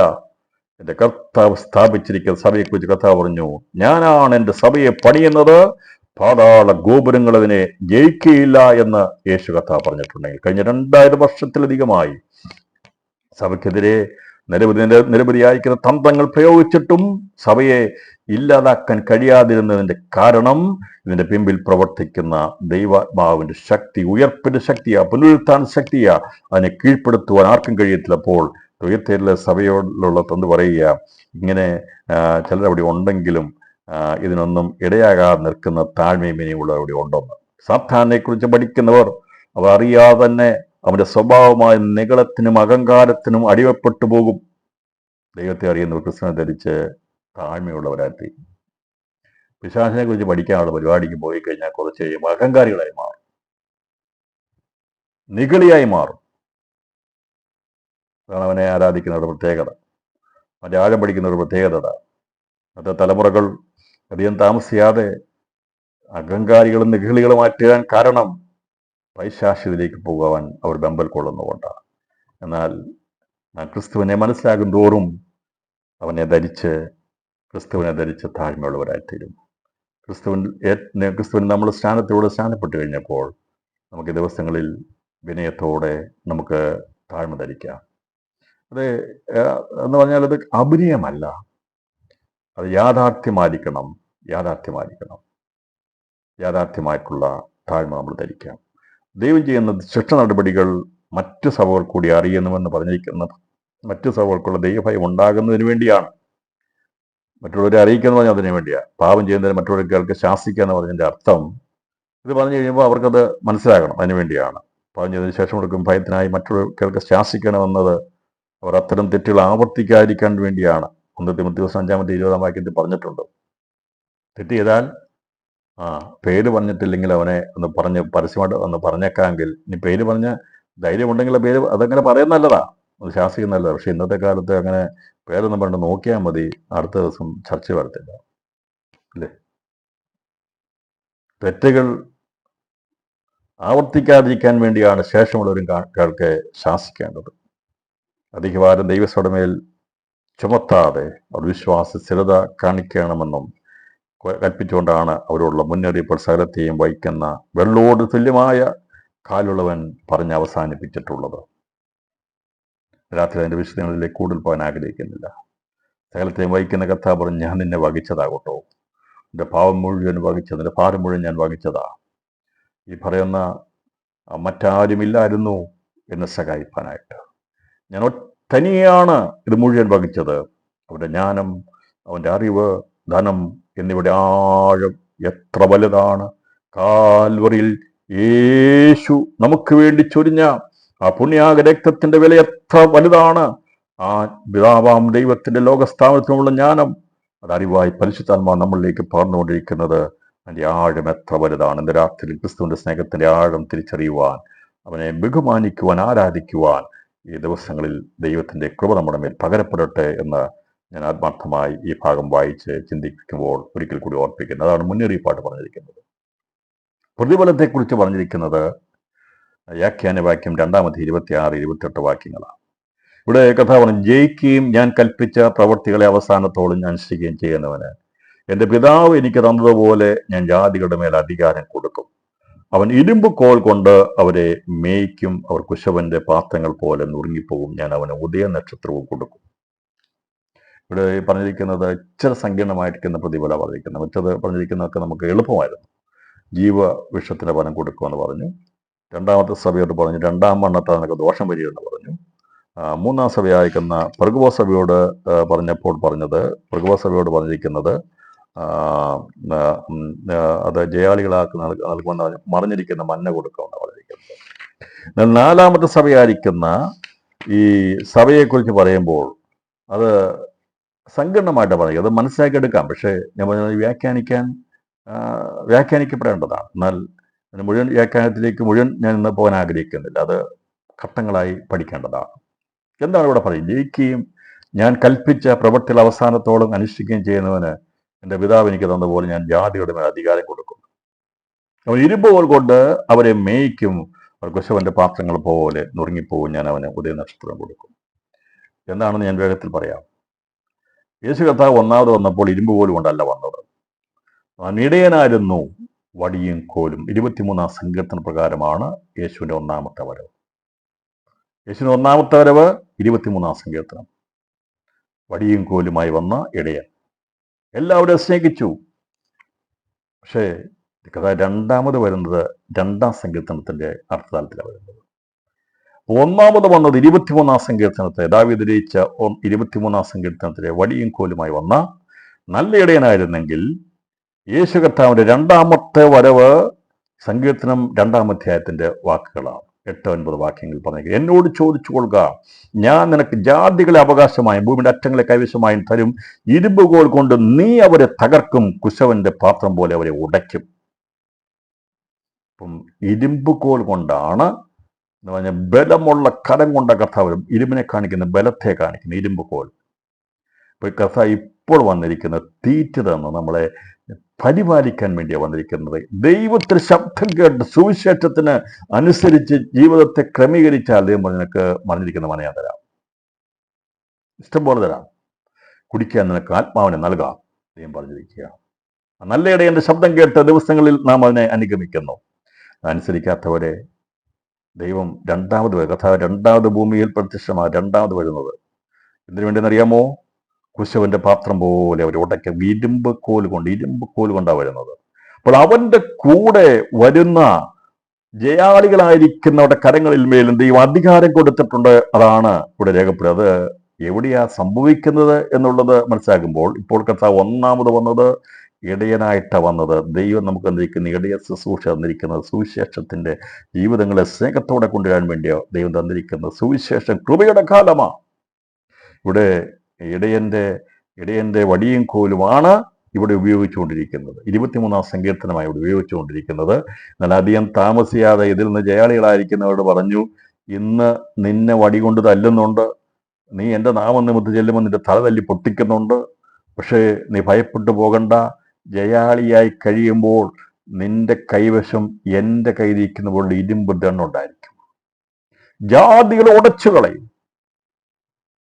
2-ാം സങ്കീർത്തനം പറഞ്ഞിരിക്കുന്നത്, നീ എന്നോട് ചോദിച്ചോളുക, ഞാൻ നിനക്ക് ജാതികളെ അവകാശമായി ഭൂമിയുടെ അറ്റങ്ങളെ കൈവശമായി തരും. അത് ഒന്നാമത്തെ വരവിനെ കുറിച്ചാണ് പറഞ്ഞിരിക്കുന്നത്. ഒന്നാമത്തെ വരവ്.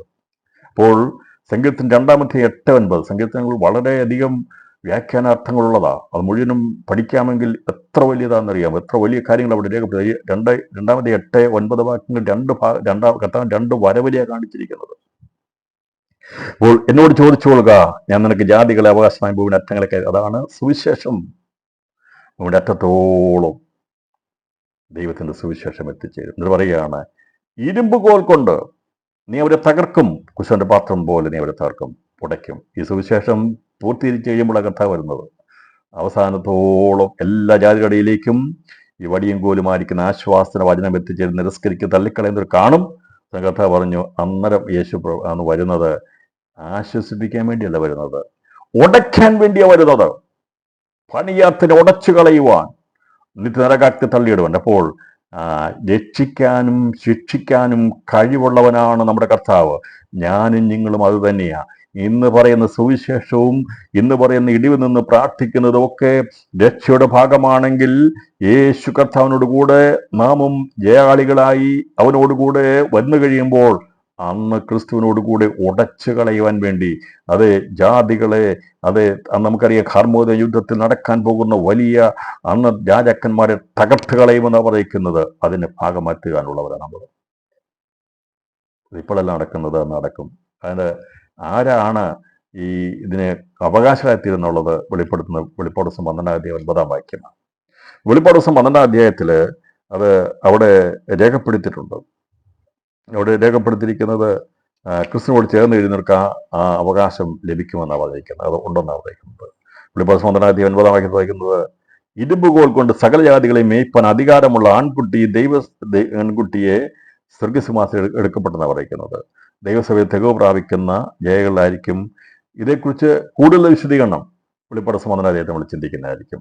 ഈ ശ്രീവസ്തു വെച്ച ആൺകുട്ടി ആരാണ് എന്നുള്ള സംശയം പലർക്കും ഉണ്ടെങ്കിൽ, അത് ക്രിസ്തുവിനോട് സദൃശരായിത്തീരുന്ന അവനോട് ചേരുന്ന മണവാട്ടി സഭയെക്കുറിച്ചുള്ളതാണെന്ന് വെളിപ്പാട് 12-ാം അധ്യായത്തിലെ വചനം വായിക്കുമ്പോൾ നമുക്ക് മനസ്സിലാകും. ഈ 2-ാം സങ്കീർത്തനവും വെളിപ്പാട് ദിവസത്തിൽ പറഞ്ഞിരിക്കുന്ന 2-ാം അധ്യായം 26-28 വാക്യങ്ങളും 2-ാം സങ്കീർത്തനത്തിൻ്റെ 8-9 വാക്യങ്ങളും വെളിപ്പാട് ദിവസം 12-ാം അധ്യായം 9-ാം വാക്യങ്ങൾ വായിക്കുമ്പോൾ നമുക്ക് യേശുക്രിസ്തുവിന്റെ 1-ാം വരവിനെക്കുറിച്ചും കർത്താവിന്റെ മധ്യാകാശ വരവെങ്കിൽ അവനോട് ചേരുന്ന ആൺകുട്ടിയെക്കുറിച്ചും അവർ ഒരുമിച്ച് 2-ാമത്തെ വരവിനെ കുറിച്ചുള്ള മർമ്മം വെളിപ്പെടുത്തിയിരിക്കുന്നത്. ഇവിടെ ഞാൻ പറഞ്ഞത് ഒന്നുകൂടെ പറയാം. സങ്കീർത്തനം 2-ാം അധ്യായം 8-9 വാക്യങ്ങൾ കർത്താവിന്റെ 1-ാം വരവിനെ കുറിച്ചും 2-ാം വരവിനെ കുറിച്ചും രേഖപ്പെടുത്തുകയും, അപ്പോൾ വെളിപ്പാട് 2-ാം അധ്യായത്തിൽ അത് പ്രതിഫലമായി കൊടുത്തിരിക്കുന്ന കാര്യം പറയുമ്പോൾ മധ്യാകാശ വരവ് ചേർക്കപ്പെടുന്ന ആൺകുട്ടികളായിത്തീരുന്ന ദൈവസഭയ്ക്ക് ലഭിക്കാൻ പോകുന്ന അധികാരത്തെ വെളിപ്പെടുത്തുകയും അത് പ്രാവർത്തികമാകുമെന്നുള്ളത് വെളിപ്പെടുത്തി സംഭവിക്കുന്നതിനെക്കുറിച്ച് അവനോട് ചേർക്കുന്നതിനെക്കുറിച്ച് വെളിപ്പാട് 12-ാം അധ്യായത്തിൽ 9-ാം വാക്യത്തിൽ പറഞ്ഞിരിക്കുന്നു. ഇത് പറഞ്ഞിരിക്കുന്നത് അതിൻ്റെ 12-ാം അധ്യായം 6-ാം വാക്യത്തിൽ സ്ത്രീ 5-ാം വാക്യം, അവൾ സകല ജാതികളെയും ഇരുമ്പുകോൽ കൊണ്ട് മേയ്പ്പാനുള്ളൊരു ആൺകുട്ടിയെ പ്രസവിച്ചു. കുട്ടി ദൈവത്തിന് അടുക്കിലേക്കും അവൻ സിംഹാസനത്തിലേക്കും പെട്ടെന്ന് എടുക്കപ്പെട്ടു. നൊടിയടയ്ക്കുള്ളിൽ എടുക്കപ്പെട്ടു. ഇന്ന് രാത്രിയിൽ യേശു കർത്താവിൻ്റെ മധ്യാകാശ വരവാണെങ്കിൽ ഇവിടെ വടിയും കോലുമായി ദൈവത്തിൻ്റെ സുവിശേഷം പ്രസംഗിച്ചുകൊണ്ട് നടക്കുന്ന നിന്ദകളും അവമാനങ്ങളും ആക്കുന്ന പ്രിയപ്പെട്ടവരെ, അത് ജാതിയുടെ മുമ്പ് ഇപ്പോൾ നിന്ന വർഷങ്ങളായി അത് നമ്മെ ഒന്നും അറിയാത്തവരെ പോലെയും ഭോഷന്മാരെ പോലെയും വിടക്കുന്നൊക്കെ ഉണ്ടുമ്പോൾ, അതെ നാം സന്തോഷത്തിൻ്റെയും സമാധാനത്തിൻ്റെയും ദൈവകൃപയുടെയും സുവിശേഷം അറിയിച്ചു നടക്കുമ്പോൾ മറന്നുപോകരുത്. നിന്ന പാത്രങ്ങൾ മാനിക്കപ്പെടാനുള്ളവരാ. ഇന്ന് വടിയും കോലുമായിട്ടാ ദൈവം നമ്മളെ അയച്ചിരിക്കുന്നത്. നമ്മുടെ ഇടയൻ വന്ന് അതാ കാണിച്ചു തന്നത്.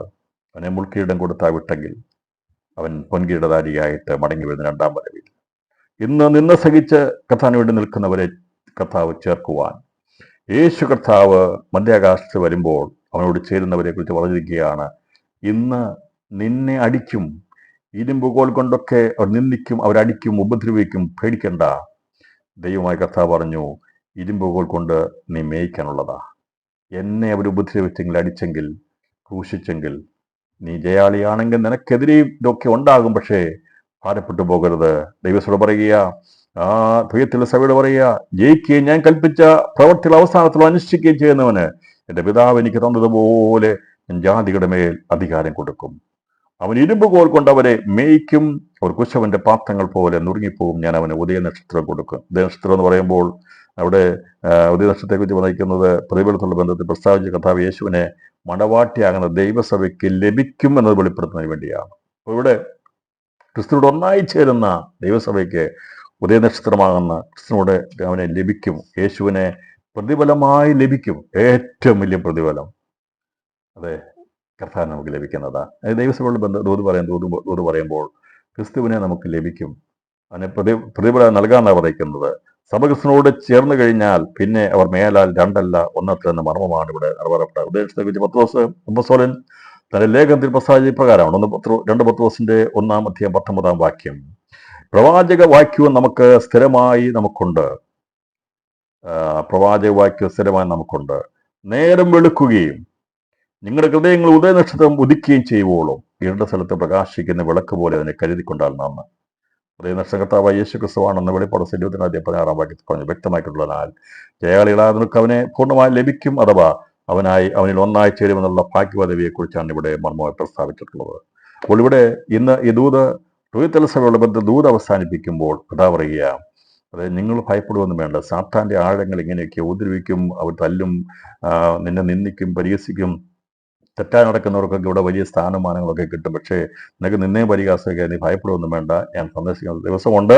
നിർത്താന്തിക്കുന്ന ഇടയന്റെ വടിയും കോലും ആശ്വസിപ്പിക്കാനുള്ള വചനമൊക്കെ എന്നിരിക്കുന്ന കൃപായുഗമാ, അത് ചെയ്തു കൊള്ളുക. പക്ഷേ ഇവിടെ നിന്നെ പരിഹാസമൊക്കെ അടിയൊക്കെ ഏറ്റ് നിന്ന് കഴിഞ്ഞാൽ, ജയാളിയായി കഴിഞ്ഞാൽ, നിന്റെ കയ്യിൽ ഞാൻ ഇരുമ്പ് കോൽ തരും എന്ന് പറഞ്ഞാൽ ഇരുമ്പ് കാണിക്കുന്ന ബലത്തെ കാണിക്കുക. ഇന്ന് യേശുവിൻ്റെ കരം മൃദുവായിട്ട കരമാ നമ്മളെ പിടിക്കുന്നത്, ആശ്വസിപ്പിക്കുന്ന കലമാ. വേദനയിൽ ഒപ്പിയെടുക്കുന്ന ഏത് മനുഷ്യനെയും രൂപാന്തരപ്പെടുത്തുന്ന ദൈവത്തിൻ്റെ ഏറ്റവും ആശ്വാസത്തിൻ്റെ കരമാണ് ഇന്ന് ലോകത്തിൽ നീട്ടപ്പെട്ടിരിക്കുന്നത്. അതേ കർത്താവ് കുഷ്ഠരോഗികളുമേ തൊട്ടു, അവരെ സൗഖ്യമാക്കി. ഇന്ന് രാത്രി ഞാൻ പ്രസംഗിക്കുന്ന യേശു കർത്താവിൻ്റെ കരം അത് ആശ്വാസത്തിൻ്റെ കരമാണ്. ആശ്വാസം അറ്റവരെ ആശ്വസിപ്പിക്കുന്ന ദൈവത്തിൻ്റെ കരമാണ്. വടിയും കോലും കൊണ്ട് ആശ്വസിപ്പിക്കുന്ന 23-ാം സങ്കീർത്തനം നല്ല ഇടയൻ്റെ കരമാണ് ദൈവസഭയ്ക്ക് തന്നിരിക്കുന്നത്. എന്നാൽ ഇവിടെ കഥ 2-ാമത്തെ വരവെങ്കിൽ വരുമ്പോൾ അവൻ ശിക്ഷിക്കുന്നവനായി, അവൻ കുശവന്റെ പാത്രങ്ങൾ പോലെ ഉടച്ചു കളയുന്നവനായി, ഇരുമ്പ് കോൽ കൊണ്ട് അധികാരം നടത്തുവാൻ ബലത്തോടുകൂടി വരുന്ന ബലാശാലിയായവൻ ഇതാ വരുന്നുവെന്ന് നമുക്ക് പ്രവചന പുസ്തകത്തിൽ കാണുന്നുണ്ട്. ഇതാ ബലാശാലിയായവൻ വരുന്നു. ജാതികളും സംഘങ്ങളും ഹർമ്മോദവൻ യുദ്ധത്തിന് വേണ്ടി അവരടുത്തുകൂടി ഇസ്രായേൽ ജനത്തെ ഞെരുക്കുമ്പോൾ, ദൈവത്തെ ഞെരുക്കുമ്പോൾ, അവരുടെ സൈന്യത്തിന് ശക്തി ഉപയോഗിക്കുമ്പോൾ കർത്താവ് പറഞ്ഞു, അവനോട് കൂടിയുള്ള ദൈവമക്കളും ക്രിസ്തുവും കൂടി വന്നിട്ട് ഇവിടെ ഉടച്ചു കളയുന്ന ഒരു ശുശ്രൂഷ ദൈവം വെച്ചിട്ടുണ്ട്. അന്നത്തെ ജാതീയ ശക്തികളെ മുഴുവൻ ഉടച്ചു കളയുവാൻ നമ്മുടെ മേൽ ഇരുമ്പ് കോലിന്റെ അധികാരം നൽകും. ഇന്ന് രാത്രി കരമുയർ ദൈവത്തിന് സ്തോത്രം ചെയ്യാറുണ്ട്. ക്രിസ്തുവിന്റെ ഇതാ ബലശാലിയായി അവൻ വരുന്നു എന്ന് പ്രവചന പുസ്തകത്തിൽ പറഞ്ഞിരിക്കുന്നതിന്റെ അർത്ഥം, അതെ കർത്താവ് ഈ ലോകത്തിൽ വന്നത്, അവൻ ഒന്നാമത് വന്നപ്പോൾ അവൻ കഴുതപ്പുറത്ത് സമാധാനത്തിന്റെ പ്രഭുവായി യേശു കർത്താവ് വന്നെങ്കിൽ, ഇനി കർത്താവ് വരുന്നത് രണ്ടാമത് ലോകത്തിലേക്ക് വരുന്നത് കുതിരപ്പുറത്താ വരുന്നത്, യുദ്ധം ചെയ്യാൻ വേണ്ടിയാ വരുന്നത്, ബലാശാലിയായിട്ടാ വരുന്നത്, യുദ്ധം ചെയ്യാൻ വേണ്ടിയാ വരുന്നത്. അങ്ങനെയാണെങ്കിൽ അവനോട് കൂടെ വരുന്ന വെള്ളക്കുതിരപ്പുറത്ത് വരുന്ന എനിക്ക് നിങ്ങൾക്കും അധികാരം നൽകും, നമ്മളെ കയ്യിൽ തരാൻ പോകുന്ന ആ വടിയുണ്ടല്ലോ, അത് ഇരുമ്പ് കോൽ കൊണ്ടാണ്. അന്ന് ക്രിസ്തുവും മണവാട്ടി സഭയും അവനോട് ചേർന്ന ആദിജാതന്മാരുടെ സഭയും അന്ന് കൂടി വരുന്ന രാജാക്കന്മാരെയും രാജ്യങ്ങളെയും ഇല്ലാതാക്കി കളയുന്ന, ഉടച്ചു കളയുന്നതെങ്കിൽ ദൈവം എത്ര വ്യക്തമായിട്ട് രേഖപ്പെടുത്തിയിരിക്കുന്നത്. തൊയ്യത്തിൽ സഭയോട് പറഞ്ഞിരിക്കുന്നത്, നീ പേടിക്കണ്ട, ഭയപ്പെടണ്ട, ഇന്ന് നിനക്ക് അടിയും ഇടിയും ഉപദ്രവവും ഒക്കെ ഉണ്ടാകും. സാത്താന്റെ ആഴങ്ങളെ അറിയാതെ നിന്ന് കഴിഞ്ഞാൽ നിനക്ക് പ്രശ്നങ്ങളായിരിക്കും. എന്നാൽ നീ എനക്കുള്ളത് പിടിച്ചോടണം. നിന്റെ കയ്യിൽ ഞാൻ തരാൻ പോകുന്നത് അത് ഇപ്പോൾ തന്നിരിക്കുന്ന വടിയും കോലും ആശ്വസിപ്പിക്കുന്നതാ. എന്നാൽ എൻ്റെ കരം അത് ഇരുമ്പ് പോലെ ബലമുള്ളതായി, ബലാശാലിയായി യേശു കർത്താവ് രണ്ടാമത് വരുമ്പോൾ അവനോടുകൂടെ ഞാനും നിങ്ങളും ബലാശാലികളായി വരുവാനുള്ളവരാണ്. അന്ന് ഈ 2-ാം സങ്കീർത്തനത്തിൽ പറഞ്ഞിരിക്കുന്നതിൻ്റെ അവൻ ഇരുമ്പ് കോൽ കൊണ്ട് അവൻ മെതിച്ചു കളയും, അല്ലെങ്കിൽ ഉടച്ചു കളയും എന്നുള്ള വചനം പൂർത്തീകരിക്കപ്പെടുമ്പോൾ അതിനുള്ള വ്യക്തികളെ, ജയാളികളെ തിരഞ്ഞെടുക്കുന്ന സഭയിലൂടെയാണ് തുയത്തയിലെ സഭയുടെ വെളിപ്പെടുത്തിയ പോലെ ഇന്ന് ഈ കാലഘട്ടത്തിൽ ജീവിക്കുന്നതിനോട് ഞങ്ങളോട് സംസാരിക്കുകയാണ്. ഇതിൽ നിന്ന് ഒരു കൂട്ടം ആൾക്കാർ ദൈവത്തിന് ജയാളികളായി അവനോടുകൂടെ ബലശാലിയായിരിക്കുന്ന ക്രിസ്തുവോട് വരും എന്നുള്ള ദൂത് ഞാൻ കൈമാറിക്കൊണ്ട് കർത്താവ് ആത്മാവ് സഭയോട് പറയുന്ന എന്താ, ചെവിയുള്ളവൻ കേൾക്കട്ടെ എന്ന് പറഞ്ഞ് കർത്താവ് ദൂത് അവസാനിപ്പിച്ചതുപോലെ നാലാം സഭയാകുന്ന തികച്ചുള്ള സഭയുള്ള തരത്തിലുള്ള ദൂത് കേൾപ്പാൻ ചെവിയുള്ളവൻ ആത്മാവ് പറയുന്നത് കേൾക്കട്ടെ എന്ന ദൂത് കൈമാറിക്കൊണ്ട് ഞാൻ വചനത്തെ വിരാമിടുന്നു. ദയമായി കർത്താവ് നമ്മെ ഏവരെയും ധാരാളമായി അനുഗ്രഹിക്കട്ടെ.